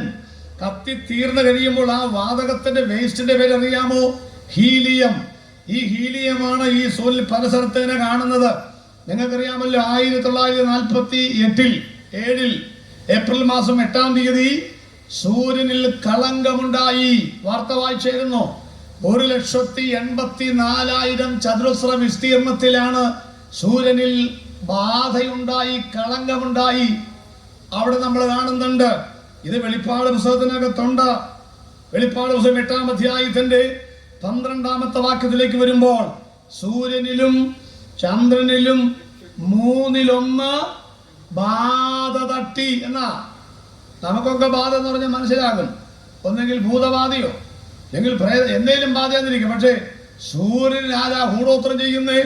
അവിടെ സൂര്യന് ബാധ തട്ടിന്ന് പറയുന്നത് ഈ വേസ്റ്റിന്റെ പ്രശ്നമാണ്. പ്രിയപ്പെട്ടവരെ, ഇങ്ങനെ കത്തിത്തീർന്നുകൊണ്ടിരുന്നാൽ അനധിവിദൂര ഭാവിയിൽ സംഭവിക്കാൻ പോകുന്ന കാര്യം എന്താണെന്നറിയാമോ? ഹൈഡ്രജനെല്ലാം കത്തിത്തീർന്ന് കഴിയുമ്പോൾ അണുസംയോജനം ഉണ്ടാകും. അണുസംയോജനം എന്ന് പറഞ്ഞാൽ ഈ ന്യൂക്ലിയർ ഫ്യൂഷൻ, അണുസംയോജനം ഉണ്ടാകുമെന്ന് പറഞ്ഞാൽ സൂര്യൻ അങ്ങോട്ട് വലുതാകും. വലുതായി കഴിഞ്ഞാൽ വ്യാഴം അടക്കമുള്ള ഗ്രഹങ്ങളെ അത് വിഴുങ്ങിക്കളയും. ഇതൊക്കെ സംഭവിക്കാൻ പോകുന്നത് കൊണ്ടാണ് പറയുന്നത് സൂര്യൻ കരിമ്പടം പോലെ കറുക്കും. സൂര്യനിൽ കത്തുന്ന തീയുടെ പ്രത്യേകത അറിയാമോ? 35-40 ഡിഗ്രിയുള്ള മലയാളക്കര ഇന്ന് ഗൾഫ് പോലെ പിടക്കുകയാണ്. 45-ൽ എത്തിക്കഴിഞ്ഞു. കേരളത്തിൽ ഏറ്റവും കൂടുതൽ തണുപ്പുള്ള പ്രദേശം ഏതെന്നറിയാമോ? വാഗമൺ, പീരുമേട്, ഇടുക്കി, വയനാട്. അതിൽ പീരുമേടാണ് നമ്പർ 1 സ്ഥലം. ഇന്ന് ഇടുക്കിയിലും വയനാടിലും വീടുകളിൽ ഫാനുകളുണ്ട്. ഒരു കാലത്ത് അത് ഉണ്ടായിരുന്നില്ല. ചൂട് അത്യുഷ്ടം വർദ്ധിച്ചുകൊണ്ടിരിക്കുന്നു. 7 മടങ്ങാണ് സൂര്യന്റെ ചൂട് വർദ്ധിക്കുന്നത്. എന്താ കാര്യം അറിയാമല്ലോ? സൂര്യപ്രകാശം നേരിട്ട് ഭൂമിയിൽ വരാൻ ദൈവം അനുവദിച്ചിട്ടില്ല. കാരണം 5-7 ലെയറുകൾ മുകളിലുണ്ട്. സ്ട്രാറ്റോസ്ഫിയർ ഉണ്ട്, അയണോസ്ഫിയർ ഉണ്ട്, തെർമോസ്ഫിയർ ഉണ്ട്, എല്ലാം ഉണ്ട്. അതിൽ 1982-ൽ ഉത്തര ധ്രുവത്തിലും 8 വർഷങ്ങൾക്ക് ശേഷം 7 വർഷങ്ങൾ 89-ൽ ദക്ഷിണ ധ്രുവത്തിലുമായി അന്റാർട്ടിക്കയുടെ മുകൾ ഭാഗത്ത് 2.4 ഓസോൺ പാളിക്ക് വിള്ളൽ വീണത്. ഓസോണിലെ അളവിന്റെ കുറവായി ഓസോൺ പാളി. അതിന്റെ ഫലം എന്താണെന്നറിയാമോ? നേരിട്ട് സൂര്യപ്രകാശം ഭൂമിയിൽ വരും. സൂര്യന്റെ അൾട്രാ വയലറ്റ് റേഡിയേഷൻ ഇവിടെ വരാൻ പാടില്ല. വന്നു കഴിഞ്ഞാൽ ഉണ്ടാകുന്ന രോഗമാണ് ക്യാൻസർ. പണ്ട് ഒരു RCC ഞങ്ങൾക്ക് വരികയുള്ളൂ, ട്രിവാൻഡ്രം. ഇന്ന് അങ്ങനെയാണോ? 14 ജില്ലകളിലും ക്യാൻസർ ആശുപത്രികൾ വന്നു കഴിഞ്ഞു. കുഞ്ഞുങ്ങളടക്കമുള്ളവരാണ് RCയിൽ കിടക്കുന്നത്. പ്രിയപ്പെട്ടവരെ, മാരകമായ രോഗം ലോകത്തിലേക്ക് വരികയാണ്. നമ്മൾ കാണുന്ന സൂര്യന് വേറെ സൂര്യന്മാരൊക്കെ ഉണ്ട്. ഒരു കാര്യം തീർത്തു പറയുകയാണ്, ഈ സൂര്യന് ഇപ്പൊ 11 മണി മുതൽ 3 മണി വരെ ആളുകൾ പണിക്കിറങ്ങാൻ പാടില്ലെന്നുള്ള നിയമം വരാൻ പോവുക. കഴിഞ്ഞ കൊല്ലം ഉണ്ടായിരുന്നു. സൂര്യതാപമേറ്റു പപ്പടം പോലെ പൊളച്ച് പൊള്ളുകയാണ്. ഇതൊന്നും ഒരു കാലത്തുണ്ടായിരുന്നില്ല. നിങ്ങൾ മനസ്സിലാക്കണം. അതുകൊണ്ട് വേദപുസ്തകം കൃത്യമായി പറഞ്ഞിരിക്കുന്നു, സൂര്യൻ കരിമ്പടം പോലെ കറുത്ത് സ്ഥലം വിടും. ഇവിടെ ന്യായമായി കഴക്കൂട്ടംകാർ ചോദിക്കും, നിങ്ങൾ പറയുന്നുള്ള സൂര്യൻ കരിമ്പടം പോലെ കറുക്കുമെന്ന്. സൂര്യൻ അങ്ങനെ കറുത്താൽ, സൺ ഷോക്ക് പോലെയുള്ള സംഭവങ്ങൾ ഉണ്ടായാൽ ഇവിടെ പിന്നെ എങ്ങനെ ഭൂമി നിൽക്കും? സൂര്യനില്ലാതെ ഭൂമിക്ക് നിൽപ്പലുണ്ടോ? ഉത്തരം ഞങ്ങൾ പറയാം. നമ്മൾ കാണുന്ന സൂര്യനേക്കാൾ 100 മടങ്ങ് വലിപ്പമുള്ള സൂര്യനുണ്ട്. പേര് ആർക്കിയോൺ. സൗരയൂഥങ്ങൾ വേറെയുണ്ട്, ഗാലക്സികൾ വേറെയുണ്ട്. 1,86,000 മൈൽ വേഗത്തിൽ സൂര്യപ്രകാശം സഞ്ചരിച്ചിട്ടും ആ സൂര്യന്റെ പ്രകാശം ഇതുവരെ ഈ ഭൂമിയിൽ എത്തി നോക്കിയിട്ടില്ല എന്ന് പറയുമ്പോൾ ഇതിന്റെ ദൂരം എത്രയാ പ്രിയപ്പെട്ടവരെ കിടക്കുന്നേ? അതുകൊണ്ട് ഞങ്ങൾ തീർത്ഥങ്ങോട്ട് പറയുകയാണ്, സൂര്യൻ കരിമ്പടം പോലെ കറുക്കട്ടെ. അപ്പൊ വേറെ സൂര്യനെ വേണോ? വേണം. നിങ്ങൾ ട്രിവാൻഡ്രത്തെ സിറ്റി ചെല്ല്, ഹാലജൻ ബൾബുകൾ തെളിഞ്ഞു കിടക്കുന്നത് കാണാം. 1000കണക്കിന് വാട്ട്സ് ഉള്ള ബൾബുകൾ തെളിഞ്ഞു. ഇപ്പൊ ഈ ബൾബ് തന്നെ കണ്ടില്ലേ, നല്ല തെളിഞ്ഞു കിടക്കുകയാണ്. ഞാൻ ചോദിക്കട്ടെ, നാളെ അനന്തപുരിയിൽ നേരം വെളുത്ത 11 മണിയാകുമ്പം ഏതേലും ബൾബ് കത്തിക്കിടക്കുവോ? ഇല്ല. എന്താ കാര്യം? ലൈമാൻ ഓഫ് ചെയ്യും. അഥവാ ഓഫ് ചെയ്യാൻ മറന്നുപോയാൽ നമ്മൾ ആ പ്രകാശം കണ്ടുകൊണ്ട് അയ്യേ നാണമാവില്ലേ ചോദിക്കും. എന്റെ അർത്ഥം എന്താ? രാത്രിയിൽ ആ പ്രകാശം ആവശ്യമാണ് കാൽനടക്കാർക്ക് യാത്ര ചെയ്യാൻ. എന്നാൽ തീർത്തു പറയുന്നു, ഒറിജിനൽ സൂര്യൻ വന്നു കഴിഞ്ഞാൽ പടിഞ്ഞാറ് ചെഞ്ചായം പൂശി സന്ധ്യ മയങ്ങിയ പകലോൻ പടിഞ്ഞാറൻ ചക്രവാളത്തിന്റെ മേഘക്കീറിനുള്ളിൽ സായം സന്ധ്യ ഉദപ്പിച്ച് മയങ്ങി പോയി കഴിഞ്ഞാൽ കിഴക്ക് വെള്ളകീറി വരും, അത് ഉറപ്പാണ്. എന്നാൽ ഒരു കാര്യം ഓർത്തുകൊള്ളണം, ഒറിജിനൽ സൂര്യൻ വന്നു കഴിഞ്ഞാൽ പിന്നെ ഡ്യൂപ്ലിക്കേറ്റ് വെളിച്ചത്തിന്റെ ആവശ്യമില്ല. അർത്ഥം വല്ലതും മനസ്സിലായോ? ഞങ്ങൾ പ്രസംഗിക്കുന്നത് യേശുക്രിസ്തുവിന്റെ വേദപുസ്തകത്തിൽ 375 പേരുകളുണ്ട്. അതിൽ ഒരു പേര് മാത്രം പറയാം, മലാക്കി പ്രവചനം 4-ാം അധ്യായം. നീതി സൂര്യനായി യേശുക്രിസ്തു ലോകത്തിലേക്ക് വരുമെന്ന്, ഞാനാണ് ലോകത്തിന്റെ വെളിച്ചമെന്ന് പറഞ്ഞ യേശുക്രിസ്തുവിനെ നിങ്ങൾ ഗതസമന തോട്ടത്തിൽ വെച്ച് അറസ്റ്റ് ചെയ്ത് 6 കോടതികളിൽ തിരിച്ചും മറിച്ചും തിരിച്ചും വിസ്തരിച്ച് പീലാത്തോസിന്റെ കൽത്തറ മുതൽ കാൽവറി വരെ, ഗബ്ബത്താ മുതൽ ഗോൽഗോഥ വരെ വേദപുസ്തകത്തിനകത്തില്ലെങ്കിലും ചരിത്രം പറയുന്നത് ശരിയാണെങ്കിൽ, അങ്ങനെ പറയാനൊക്കത്തുള്ളൂ, വീണു, ചരിത്രം വീണു, എഴുന്നേറ്റു, തുപ്പി മർദ്ദിച്ച് അവശനാക്കി വിരൂപനാക്കി ലോകം കാൽവറി കുന്നിലേക്ക് നടത്തി. സ്വന്തം വെളിച്ചമായ ക്രിസ്തുവിനെ ഇല്ലായ്മക്കാരനാക്കി മാറ്റി അരിമത്തക്കര യോസേഫിന്റെ കല്ലറയിൽ ലോകമടക്കം ചെയ്തില്ലേ? യേശു പറയുകയാണ്, ഞാൻ വെളിച്ചമായതുകൊണ്ട് ഇരുളിന് വെളിച്ചത്തെ പിടിച്ചടക്കാൻ കഴിയില്ല. 3-ാം ദിവസം കല്ലറയുടെ കവാടബന്ധിത മഹാശിലാഭരിബന്ധത്തെ തകർത്തുകൊണ്ട്, റോമൻ സാമ്രാജ്യത്തിന്റെ അധികാര പ്രതീകമായ മുദ്രയെ തകർത്തുകൊണ്ട്, കണ്ണിൽ ജാഗ്രത, കയ്യിൽ ആയുധം, ന്യായപ്രമാണ വിധിപ്രകാരം പാപത്തിന്റെ ശമ്പളം മരണമത്രേ, ആ വിധിയെ കടമുഴക്കിക്കൊണ്ട് സാക്ഷാൽ വെളിച്ചമായവൻ ലോകത്തിൽ ഉയർത്തെഴുന്നേറ്റു. അവിടെ കൂടെ ഞങ്ങളുടെ പ്രസംഗം തീരുന്നില്ല. യേശു വരാൻ പോവുകയാണ്. മുൾക്കിരീടം ധരിച്ച് കടന്നുപോയും വരാൻ പോകുന്ന നീതി സൂര്യനായി പോരാ, 1000 കോടി സൂര്യപ്രഭയോടുകൂടി ഞങ്ങൾ പ്രസംഗിക്കുന്ന യേശു ക്രിസ്തു ലോകത്തിലേക്ക് വരാൻ പോവുകയാണ്. ഒറ്റ പ്രതിപക്ഷം പോലും ഇല്ലാതെ 1000 വർഷം അവൻ യെരൂശലേമിൽ കസേരയിട്ട് ഭരിക്കാൻ പോവുകയാണ്. ഒറിജിനൽ സൂര്യൻ വന്നു കഴിഞ്ഞാൽ ഈ ഡ്യൂപ്ലിക്കേറ്റിന്റെ ആവശ്യമില്ല. സൂര്യൻ കരിമ്പടം പോലെ കറക്കുന്നു. 8:45. നമ്മൾ പറയും സമയം മുന്നോട്ട് പോയി. അങ്ങനെയൊന്നും പോവുകയില്ല. സമയം ഒരു കാലത്തും മുന്നോട്ട് പോവുകയില്ല. നമ്മൾ പുറകോട്ട് പോയി, അതാണ് സത്യം. അതുപോലെ അംഗീകരിക്കാനുള്ള മടി കൊണ്ട് ചുമ്മാ ഇരിക്കുന്ന വാച്ചിനെ കുറ്റം പറയുന്ന വാക്കാണ് സമയം. വാച്ച് പറയും, ഞാനല്ല, ഞാൻ കൃത്യമായി ഓടുകയാണ്, ഈ ഉപദേശിയാണ് പുറകോട്ട് പോയത്, ഞാൻ പുറകോട്ട് പോയി, അതുകൊണ്ട് കുറച്ച് ഓടി കയറി വേണം തീർക്കാൻ. സൂര്യൻ കരിമടം പോലെ അറക്കും ഇവിടുന്ന് മാറി. കുറച്ചുകൂടെ പറയണമെന്നുണ്ട്, പക്ഷേ ചന്ദ്രനിലേക്ക് കൂടെ വരണമല്ലോ. നമുക്ക് ചന്ദ്രനിലേക്ക് വരാം. എന്തുകൂടാ? ചന്ദ്രനിലേക്ക് വരാം. ചന്ദ്രൻ എവിടെ നിൽക്കുന്നത്? 3.25 ലക്ഷം കോടി മൈൽ അകലത്തിൽ, അത്രേ ഉള്ളൂ. അടുത്ത് നിൽക്കുന്ന ഗ്രഹമാണ് ആര്? ചന്ദ്രൻ. അതുകൊണ്ട് കണ്ടമാനം വാദങ്ങളും തർക്കങ്ങളും ഒക്കെ ചന്ദ്രനെ കുറിച്ചുണ്ട് കേട്ടു. കണ്ടമാൻ 1468 പേര് ചന്ദ്രനിൽ പോയി താമസിക്കാൻ അഡ്വാൻസ് കൊടുത്തിട്ടുണ്ട്. അറിയാമോ? നിങ്ങൾ ആരെങ്കിലും കൊടുത്തിട്ടുണ്ടോ? ഉണ്ടെങ്കിൽ നിങ്ങൾക്കൊരു സത്വാർത്ത, ശുഭവാർത്ത പറയാം. ആരെങ്കിലും ചന്ദ്രനിൽ താമസിപ്പോൾ എല്ലാവരും ഇങ്ങനെ, ഞാൻ പറഞ്ഞ കാനഡയൊക്കെ തീരാൻ പോവുകയാണല്ലോ, അപ്പം അടുത്ത ഗ്രഹം. അപ്പം ചന്ദ്രനിൽ ആരെങ്കിലും താമസിക്കാൻ 1468 പേരുടെ കൂട്ടത്തിൽ ഈ ഇരിക്കുന്ന ആരെങ്കിലും കൊടുത്തിട്ടുണ്ട്. നിങ്ങൾക്കൊരു ശുഭവാർത്ത. ഇട്ട കാശ് സരിതയുടെ സോളാറിൽ ഇട്ടു എന്ന് വിചാരിച്ച് വെച്ചാൽ മതി. ഒറ്റ ഒരുത്തിന് ചില്ലിക്കാശ് തിരികെ കിട്ടുകയില്ല. നിങ്ങൾ സ്വർഗത്തിൽ കയറാൻ ആഗ്രഹിക്കുന്ന വചനമുണ്ട്. ഓപദ്യാപ 4. നീ കഴുകനെ പോലെ ഉയർന്ന് കൂടുവെക്കും, പക്ഷെ അവിടെ നിന്ന് ഞാൻ എന്ത് ചെയ്യും? താഴെ ഇറക്കും.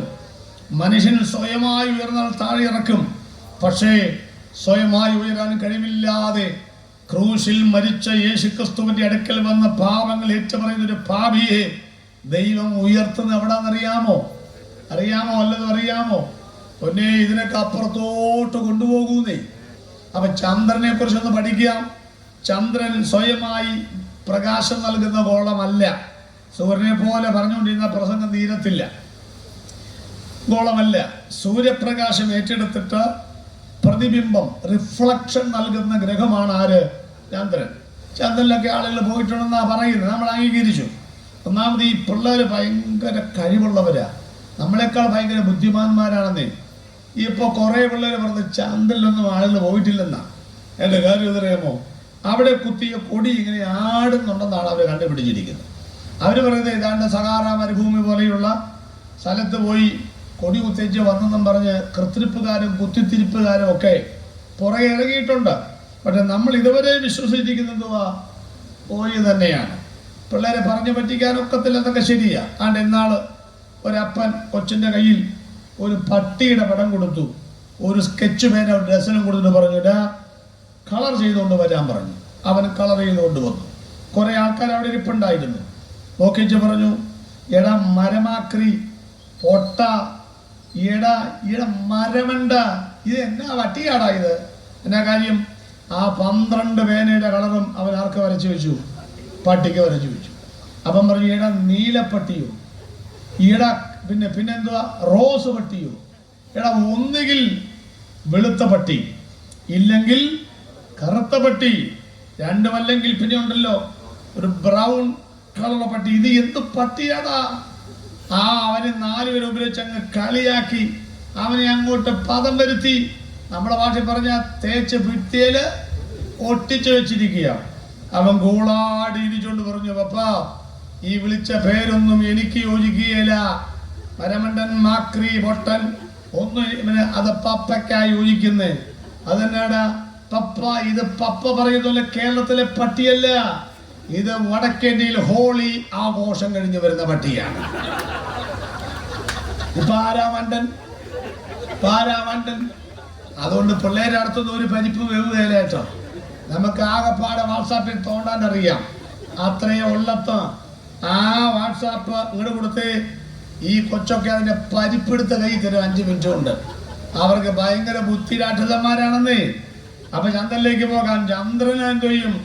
ഈ സൂര്യൻ എങ്ങനെ കരിമ്പടം പോലെ കറുത്ത് കഴിയുമ്പം പിന്നെ ചന്ദ്രൻ നിലനിൽപ്പുണ്ടോ? ഇല്ല. അതിന് സൂര്യൻ ഉണ്ടെങ്കിലേ ചന്ദ്രൻ നിൽക്കാൻ പറ്റത്തുള്ളൂ. അപ്പൊ സൂര്യൻ അങ്ങോട്ട് കട്ടയും പടവും മടക്കി കളം വിട്ടൊഴിയുമ്പോ ചന്ദ്രനും ആ കൂട്ടത്തിൽ സ്ഥലം വിടും.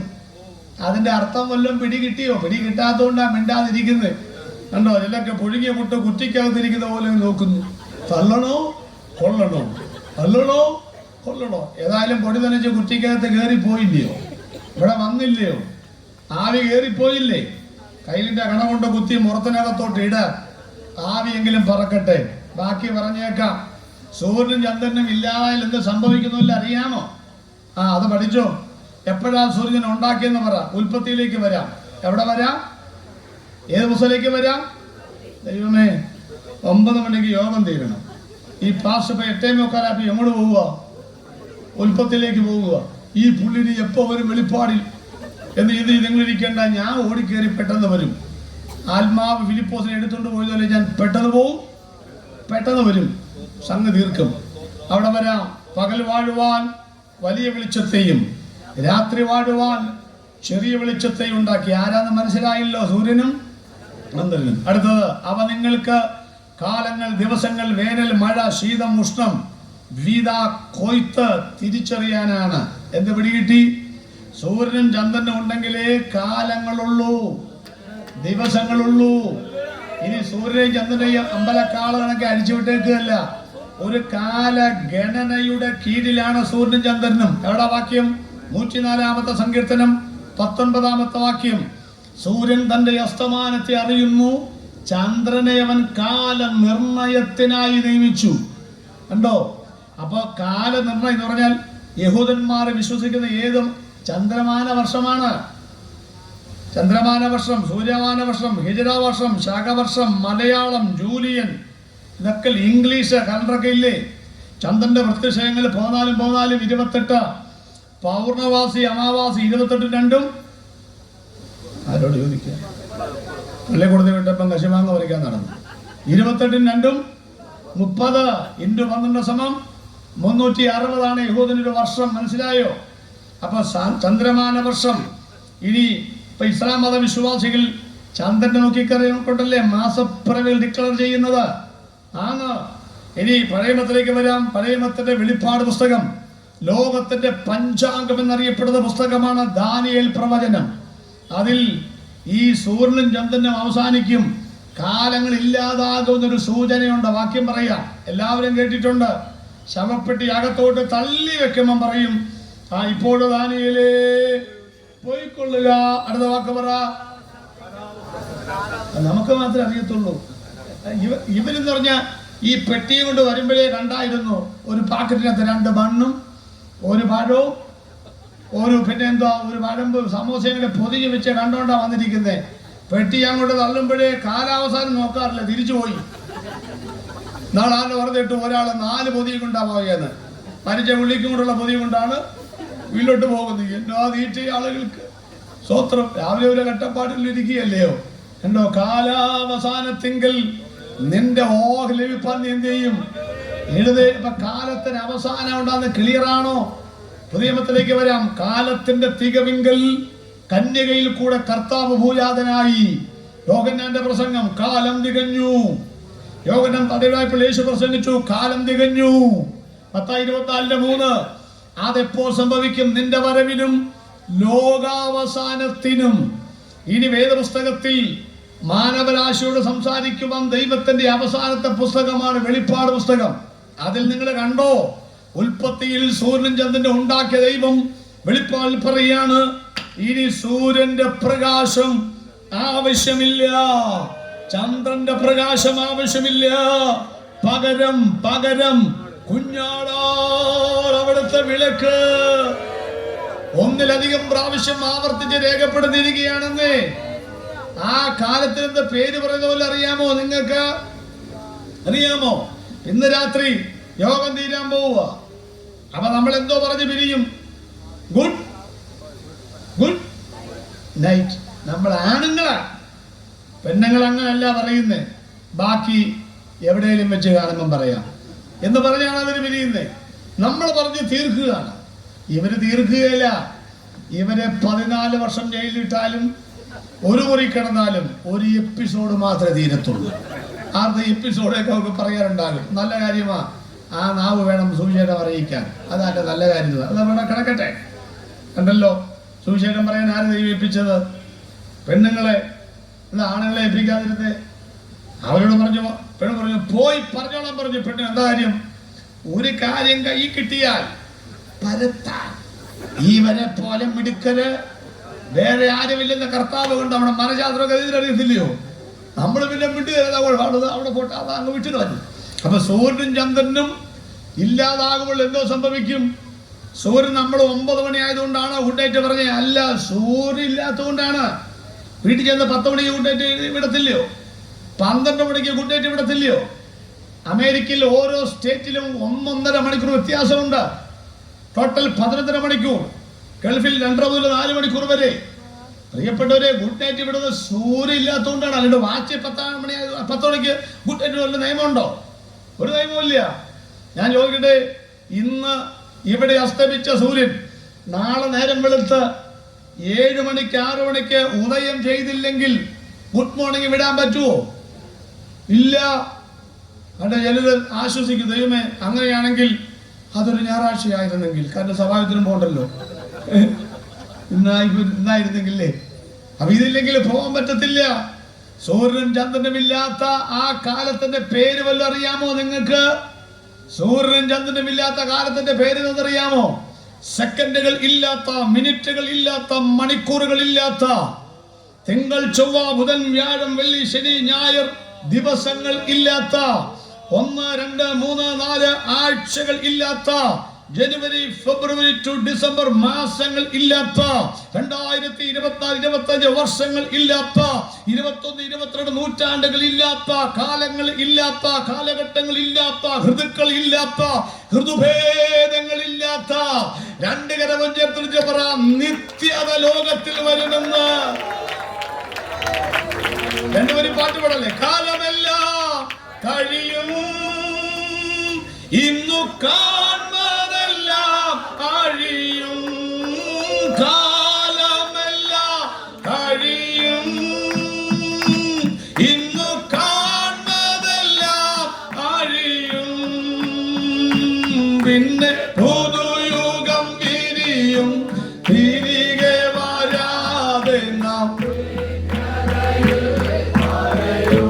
പിന്നെ പുതുയുഗം വിരിയും,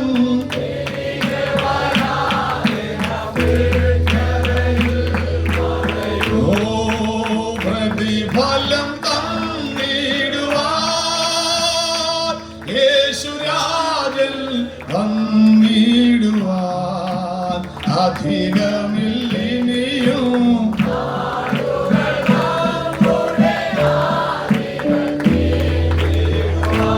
ഓ അധികമില്ലിനിയും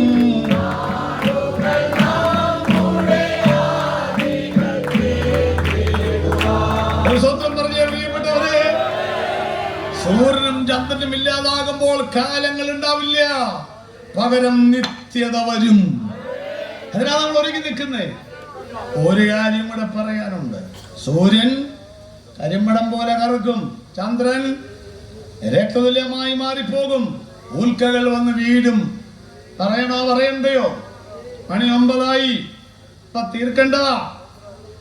ഇപ്പൊ 9 മണിക്ക് യോഗം അങ്ങോട്ട് തീർക്കണം. പ്രസംഗം മര്യാദയ്ക്ക് പാസ്വേഡും മര്യാദക്കാരനാണെങ്കിൽ സമയം കൃത്യമായി പാലിക്കണം. വേണ്ടേ? പാലിക്കണം. 9 മണിക്ക് എത്തണം എന്നൊക്കെ പറയണമെങ്കിൽ നിങ്ങളിപ്പോ കൃത്യമായിട്ട് വന്നവരാണോ? ആണോ? അറിയണ്ടേ? ഞങ്ങളിവിടെ കൃത്യമായിട്ട് വന്നിരിക്കുക. ഞങ്ങളിവിടെ 6 മണിക്ക് ഞാനെത്തി. ഞാൻ ഒറ്റ പാട്ട് മിസ് ചെയ്യല. ഉണ്ടോ ഷിബൂറെ? ചോദിച്ചു നോക്ക. ഈ പുള്ളിക്ക് ചായ കൊടുക്കാന്ന് പറഞ്ഞിട്ടൊന്നുമില്ല. 42 കൊല്ലമായി ഒറ്റ യോഗത്തിന് വൈകി വരാത്ത ഉപദേശിയാണ് ഞാൻ. എന്താ കാര്യം? യോഗം തുടങ്ങുമ്പോഴേ യേശു വരും, അതിനു മുമ്പേ എനിക്ക് വന്നതാ. സ്വത്രം. ഞങ്ങൾ കൃത്യമായിട്ട് വന്ന, നിങ്ങൾക്ക് തോന്നിയപ്പോഴല്ലേ വന്നേ? അവിടെ ഇരിക്ക. തീരുമല്ലയോ? ഒരു കാര്യം കൂടെ പറഞ്ഞൊക്കെ തീർത്താം. ഇനി വിളിക്കണമല്ലോ ദൈവം. അതോടെ പറഞ്ഞോട്ടെ. ആ ശരി. അത് കഴിഞ്ഞൊരു പാട്ടും കൂടെ പാടും. എന്തു പാട്ടോ? ഇഹത്തിലെ ദുരിതങ്ങൾ. അത് പാടി ഒന്ന് ആത്മാവിലൊക്കെ ആരാധിച്ചേച്ച് വീട്ടിൽ പോലെ. നാളെ അവിടെ യോഗമില്ലെന്ന ആ നക്ഷത്രം പെട്ടെന്ന് തീർക്കണം. നക്ഷത്രം എന്ന് പറഞ്ഞ ഉൽക്കടൽ 109 പാറ കഷണങ്ങൾ അവിടെ നിന്ന് പോന്നിട്ടുണ്ട്. ഒരെണ്ണമേ വീണിട്ടുള്ളൂ. അവിടെ റഷ്യയിലെ യൂറാൽ പർവ്വതത്തിൽ. അപ്പൊ എത്ര വീഴാനുണ്ട്? 108 വീഴാനുണ്ട്. എന്നാ 1.5 ഇഞ്ചിന്റെ മെറ്റൽ വീഴുന്ന കാര്യമല്ല ഈ പറയുന്നത്. അതും കൂടെ ഓർത്തിരുന്നോളണം. 1969 വരെ 20 വർഷം കൂടുമ്പോൾ ഒരു ഉഗ്ര സ്ഫോടനം നടന്നിരുന്നു. 89 ഉണ്ടായിട്ടില്ല, 2009 ഉണ്ടായിട്ടില്ല. 2 കുടിശ്ശിക സ്ഫോടനം കുടിശ്ശികയാണ്. ഇനി വരുന്ന സ്ഫോടനം എങ്ങനെ ഇരിക്കും? 1/2 = വെളിപ്പാട് 8:10 വായിച്ച്. എല്ലാവരും ബൈബിളൊക്കെ മടക്കി സിപ്പ് ഇട്ട് കാണും. ഈ കൊച്ചിന് ഇടാനും പറ്റില്ല. മൂന്നാമത്തെ ദൂതൻ ഊതി. അപ്പോൾ ദീപം പോലെ ജ്വലിക്കുന്ന ഒരു മഹാനക്ഷത്രം ആകാശത്ത് നിന്ന് വീണു. ഞാൻ കണ്ടോ? നിർത്തുക. മൂന്നാമത്തെ ദൂതൻ ഊതിയപ്പോൾ ദീപം പോലെ ജ്വലിക്കുന്ന മഹാനക്ഷത്രം ഭൂമി വന്ന് വീണെന്ന ആരോട് പറയും? നിങ്ങൾ എന്നാ സ്വത്രം പറഞ്ഞറിയുമോ? ഓ, ദീപം പോലെ ജ്വലിക്കുന്നല്ലേ? ഏത് ദീപം? ദീപം ആ ദീപം അല്ല, ഈ ദീപം. ഉഗ്ര സ്ഫോടക ശേഷിയുള്ള TNT-യുടെ 100 മടങ്ങ് എടുത്താൽ കിട്ടുന്നതിന്റെ വലിപ്പം എത്രയാണോ അതിന്റെ 100 ഇരട്ടിക്ക് പറയുന്ന പേരാ ഇവിടെ പറഞ്ഞ ട്രാൻസ്ലേഷൻ. അന്ന് അതേ പറ്റത്തുള്ളൂ. ഇന്നാണെങ്കിൽ അങ്ങനെ എഴുതുവോ? ഇപ്പൊ കണ്ണിമയ്ക്കുന്നതിനിടയിൽ അന്ന് അങ്ങനെ പറ്റത്തുള്ളൂ. ഇന്നാണെങ്കിലോ ഫോട്ടോ ഫിനിഷിംഗ്. നമ്മുടെ സ്പ്രിന്റ് റാണി ആരാ? PT ഉഷ. ഒളിമ്പിക്സിൽ മെഡൽ കിട്ടാതെ പോയ സമയം അറിയാമോ? ആ കേക്ക് 1 സെക്കൻഡ്. അതിന്റെ 700ൽ 1 അംശത്തിന് മെഡൽ കിട്ടാതെ പോയത്. നമുക്ക് ചിന്തിക്കാൻ പറ്റുമോ? 1 സെക്കൻഡിന്റെ 700ൽ 1 അംശത്തിന് മെഡൽ കിട്ടാതെ പോയത്. നമ്മുടെ ഈ തലമുടി 42 കീറി ഒരു ഗിന്നസ് ബുക്കിൽ സാധനം പിടിച്ചിട്ടുണ്ട്. നിങ്ങൾ പറയുക എന്നാ പാട്? ഞങ്ങൾ 44 കീറുമല്ലോ. വെണ്ടയ്ക്കാൻ പറ്റുമല്ലോ, വട്ടമല്ല നീളം. പറ്റുമോ? പറ്റുമോ? ഇല്ല. ഒരു ചാൺ മുടി ചോറിൽ കിടന്നാൽ കാണാനുള്ള കണ്ണുണ്ടോ? ഇല്ല. അതുകൊണ്ടല്ലേ തൊണ്ടയിൽ എടുക്കുന്നത്. ഇതെവിടെ കിടന്നാ? ഇവിടെ കിടന്നാ. അത് എരിശ്ശേരിയും പുളിശ്ശേരി എല്ലാം കൂടെ ഉടച്ചടിച്ചപ്പം അതകത്തോട്ട് പോയി. ദൈവകൃപയാൽ പാമ്പിന്റെ വാല കിട്ടുന്ന പോലെ ഒരു അറ്റം പിടി കിട്ടിയപ്പം പൂരത്തിന്റെ പടക്കമെല്ലാം കീറി വരുന്ന പോലെ ചോറ് കയറി വരിക. കണ്ടോ? ഒരു ചാൺ മുടി ചോറിക്കിടന്ന കാണാത്ത പുള്ളികളാണ് ഞാനിത് പറഞ്ഞ് ലോകം പറയാതിരിക്കുന്നത്. സ്വോത്രം. നക്ഷത്രം വന്ന് വീഴുമെന്നേ അമേരിക്കൻ ശാസ്ത്ര സംഘടനയായ വില്ലനോവ യൂണിവേഴ്സിറ്റിയിൽ AAES അവരുടെ ശാസ്ത്രീയ സമ്മേളനത്തിൽ പറഞ്ഞു, വൈറ്റ് ഡ്വാർഫ്, വെള്ളക്കുള്ളൻ 2 നക്ഷത്രം വന്ന് വീഴാൻ പോകുന്നു. പ്രിയപ്പെട്ടവരെ, ആരെയും മേടിപ്പിക്കാൻ വേണ്ടിയൊന്നും പറഞ്ഞല്ല ഞങ്ങളോട് നിർത്താൻ പോവുക. ഇനിയും പരീക്ഷിക്കുന്നില്ല. നിർത്താന്ന് പറഞ്ഞിട്ട് എന്താ നിർത്താൻ പോവുക. തീർത്ത് പറയാണ്. അതുകൊണ്ട് ഈ നക്ഷത്രങ്ങളൊക്കെ ഇങ്ങോട്ട് വരുമ്പം സൂര്യൻ കറുത്തു, ചന്ദ്രൻ രക്തതുല്യം ഉള്ളതെല്ലാം ഇങ്ങോട്ട് വരുമ്പോ നമ്മൾ എങ്ങോട്ട് പോകും? അറിയണ്ടേ? ഇങ്ങോട്ട് വരുമ്പം ഞങ്ങൾ അങ്ങോട്ട് പോകുന്നത്. സ്വത്രം. ഇന്ന് കണ്ടുപിടിച്ചിരിക്കുന്ന അത്യന്താധുനികമായ ഉപകരണങ്ങളിൽ 50 കൊല്ലം കൂടെ കഴിഞ്ഞ് കണ്ടുപിടിക്കാൻ പോകുന്ന അത്യന്താധുനികമായ ഉപകരണങ്ങളിൽ കയറിയിരുന്നാൽ 14,000 കൊല്ലം കൊണ്ട് മാത്രമേ ഭൂമിയുടെ അടുത്തുള്ള നക്ഷത്രത്തിൽ ചെല്ലാൻ ഒക്കത്തുള്ളൂ. 14,000 കൊല്ലം കഴിയണം ഭൂമിയുടെ ആദ്യത്തെ നക്ഷത്രത്തിൽ ചെല്ലാൻ. എന്നാ ദൂരമാ. ഞാൻ രക്ഷിക്കപ്പെട്ടപ്പോ വിചാരിച്ചു, കർത്താവേദി ഗംഭീരനാഥം മുഴക്കുമ്പം എന്നെ പാരച്യൂട്ടിനകത്ത് കൊണ്ടുപോയാൽ മതി. തെങ്ങിന്റെ മണ്ടയിലെത്തുമ്പോ ഒന്ന് നിൽക്കണം. എന്റെ പഞ്ചായത്തിലേക്ക് നോക്കി, കണ്ടോടാ ഞാനൊക്കെ പൊങ്ങുകയില്ലാന്ന് പറഞ്ഞില്ലേ? അങ്ങനെ അവനൊക്കെ പറഞ്ഞുകൊണ്ട് ഒരു പൊങ്ങച്ചം കാണിച്ചുകൊണ്ട് പോകണമെന്നാ ചിന്തിച്ചത്. ഈ വചനം വായിച്ചപ്പോഴല്ലേ മനസ്സിലായത് അത്യന്താധുനിക ഉപകരണത്തിൽ 14,000 വർഷമെടുക്കും ആദ്യത്തെ ഗ്രഹത്തിലെത്താമെങ്കിൽ. നടക്കുകയില്ല. ഇവിടെ ദൈവത്തിന്റെ വചനം പറയുകയാണ്, കുഞ്ഞുങ്ങളെ, ഒരത്യന്താധുനിക ഗ്രഹവും വേണ്ടെന്ന്, പേടകൊന്നും വേണ്ടെന്ന്, നിന്നെ കണ്ണിമിക്കുന്ന ഞൊടിവേലത്തിനകം 1-ാമത്തെ നക്ഷത്രത്തിലല്ല അവസാനത്തെ നക്ഷത്രവും കടന്ന് 1000 കോടി വാനഗോളങ്ങളെ താണ്ടി പോയിടുന്ന മാർഗം ഊഹിക്കാൻ പറ്റില്ല. എഴുന്നേൽക്കാമോ ഇന്ന് രാത്രി? മക്കളെ, മക്കളൊക്കെ പാടിച്ചു വേണം പോകാൻ. ഞാൻ നേരത്തെ നിർത്തിയിട്ടുണ്ട്. 9:15 നിർത്താൻ ഉദ്ദേശം. ആരും പോകരുതേ, ശ്രദ്ധിച്ചോളാം. യോഗം തീരുമ്പോൾ ആൾക്കാർക്ക് തന്നെ എഴുന്നേറ്റിട്ട് നാടുന്നത് പിന്നെ നേരെ നോട്ടമാ, അവൾ എന്നെ ഇട്ടേച്ച് പോയോ അങ്ങനെ. ആരെയാ? പെണ്ണുമ്പിള്ളേ. അവളെങ്ങാനും പോയോ? ആരും ഈ വയസ്സാങ്കത്തെ എവിടെ പോകാൻ? അവിടെ നില്ല. അവിടെ പിന്നെ തപ്പുക. താക്കോലോ ഇരിക്കുമ്പോൾ താക്കോൽ എവിടെ പോകാനാ? ഒന്നും തപ്പാതെ യോഗത്തിന്റെ ക്ലൈമാക്സിൽ ഞാൻ പറഞ്ഞു നിൽക്കാതെ പ്രാർത്ഥിച്ചുകൊണ്ട് നിൽക്കുക. സ്തോത്രം. സുവിശേഷ മഹായോഗത്തിന്റെ അവസാനം രാത്രിയാണെന്ന് ഉഷസായപ്പോൾ ദൂതന്മാർ ലോകത്തിന്റെ കൈക്ക് പിടിച്ചു. എന്താ പിടിക്കാൻ കാരണം? 4 കാരണം. 1, ലോകത്തെ ഈ പട്ടണം നശിക്കും, നാശം നിശ്ചയമാണ്. 2, ഓടിയാൽ ലക്ഷ്യം ഉറപ്പാണ്. 3 സമയം വളരെ കുറവാണ്. 4 ഇതല്ലാതെ വേറെ മാർഗമില്ല കുഞ്ഞേ. സുവിശേഷ മഹായോഗം തീരുമ്പോൾ ദൂതവാഹകരായ ഞങ്ങൾ നിങ്ങളുടെ കയ്യെ പിടിച്ചു പറയാണ്, അച്ഛാ, കഴക്കൂട്ടം നാശപട്ടണമാ, ഇത് ഇളകുന്ന പട്ടണമാ, ഇവിടെ അധികം നാൾ നിൽക്കാൻ ഒക്കില്ല. 2 ഓടിയാൽ രക്ഷയുണ്ട്. 2000 വർഷം മുമ്പ് ക്രൂശിൽ പിളർക്കപ്പെട്ട പാറ ഇന്ന് രാത്രിയിലും തുറക്കപ്പെട്ട കിടക്കുകയാണ്. ഓടി വാ ഇന്ന് രാത്രി. 3 സമയം കുറവാ. കഞ്ഞി കുടിച്ച് കിടക്കുന്നതിന് മുൻപ്, കണ്ണടഞ്ഞ് കിടക്കുമ്പോൾ ഇന്ന് രാത്രി യേശുവിനെ സ്വീകരിക്കുവാൻ ബുദ്ധി പറയുകയാണ്. 4 അച്ഛാ, ഇതല്ലാതെ വേറെ മാർഗമില്ല. ആകാശത്തിന്റെ കീഴിൽ, ഈ ഭൂമിക്ക് മുകളിൽ രക്ഷപ്പെടാൻ യേശുവിന്റെ നാമമല്ലാതെ മറ്റൊരു നാമമില്ല. കർത്താവേ, സ്വർഗീയ പിതാവേ, ബാങ്കിൽ കുറച്ച് പൈസ മിച്ചം കിടന്നു. അത് എങ്ങനെയെങ്കിലും ചെലവഴിക്കാനല്ലല്ലോ ഈ യോഗം വെച്ചത്.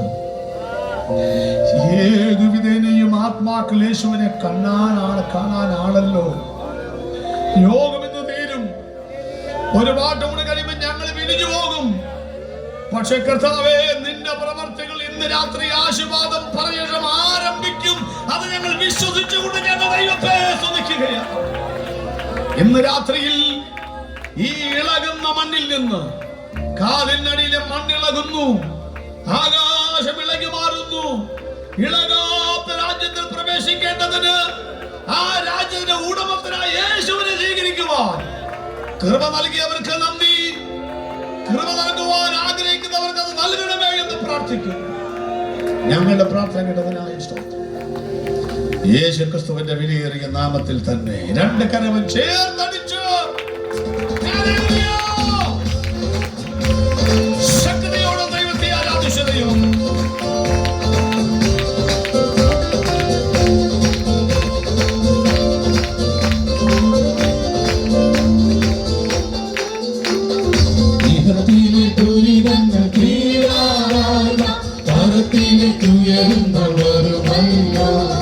വിശുദ്ധമായുയർത്തും പറന്നുയരും വേഗം നമ്മിടും കാലന്റെ മുഖം കാണാൻ.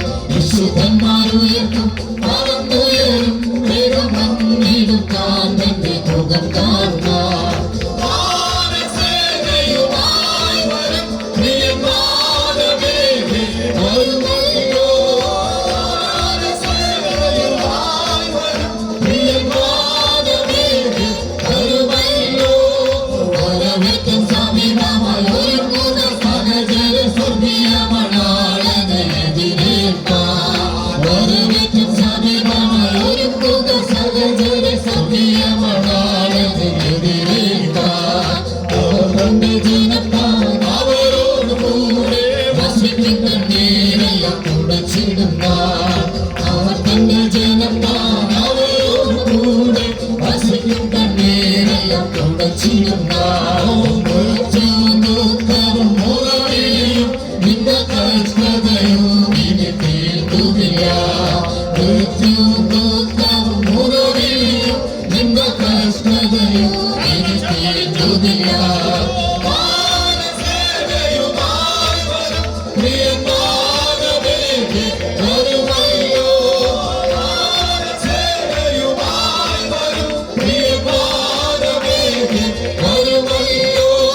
വരവേറ്റം സമീപമായി ഒരുങ്ങുക സകലരെ സ്വർഗീയമണാളനെ എതിരേൽക്കാൻ. വരവേറ്റം സമീപമായി ഒരുങ്ങുക സകലരെ സ്വർഗീയമണാളനെ എതിരേൽക്കാൻ. ഒരു കാറ്റലറി വന്നു കടലിലെ വീണി കടലലകളിൽ നിന്ന് കൈവിടാത്തവർ. ഒരു കാറ്റലറി വന്നു കടലിലെ വീണി കടലലകളിൽ നിന്ന് കൈവിടാത്തവർ. കാലം വന്നു കാത്തു സൂക്ഷിച്ചരുമയായി അന്റെ വരവിൻ പ്രത്യാശയോടെ നടത്തിയിടുമേ. കാലം വന്നു കാത്തു സൂക്ഷിച്ചരുമയായി അന്റെ വരവിൻ പ്രത്യാശയോടെ നടത്തിയിടുമേ. വാനസേനയുമായി വരും പ്രിയമാനവേ വരുമല്ലോ. വാനസേനയുമായി വരും പ്രിയമാനവേ വരുമല്ലോ. വരവേറ്റം സമീപമായി ഒരുങ്ങുക സകലരെ സ്വർഗീയമണാളനെ എതിരേൽക്കാൻ. വരവേറ്റം സമീപമായി ഒരുങ്ങുക സകലരെ സ്വർഗീയമണാളനെ എതിരേൽക്കാൻ. തകൃപകളെന്ന് പുറത്തു പാടിടും ഞാൻ തന്റെ മുഖശോഭ നോക്കി ഓടിടും ഞാൻ. തകൃപകളെന്ന് പുറത്തു പാടിടും ഞാൻ തന്റെ മുഖശോഭ നോക്കി ഓടിടും ഞാൻ. പെറ്റതല്ല തങ്കുഞ്ഞിനെ മറന്നിടിലും എന്നെ മറക്കാത്തവൻ അവൻ മാറാത്തവൻ. പെറ്റതല്ല തങ്കുഞ്ഞിനെ മറന്നിടിലും എന്നെ മറക്കാത്തവൻ അവൻ മാറാത്തവൻ. വാനസേനയുമായി വരും പ്രിയമാനവേ വരുമല്ലോ. വാനസേനയുമായി വരും പ്രിയമാനവേ വരുമല്ലോ. വരവേറ്റം സമീപമായി ഒരുങ്ങുക സകലരെ സ്വർഗീയമണാളനെ എതിരേൽക്കാൻ. വരവേറ്റം സമീപമായി ഒരുങ്ങുക സകലരെ സ്വർഗീയമണാളനെ എതിരേൽക്കാൻ.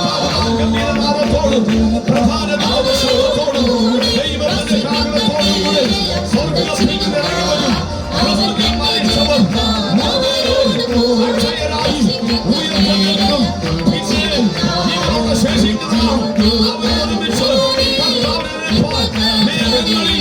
എടുക്കപ്പെടുന്നില്ല. മൃത്യുവും ദുഃഖവും ഉറവിലും നിന്ന കഷ്ടതയും ഇനി തീരുന്നില്ല. വാനസേനയുമായി വരും പ്രിയൻ വാനമേ നീ വരുമല്ലോ.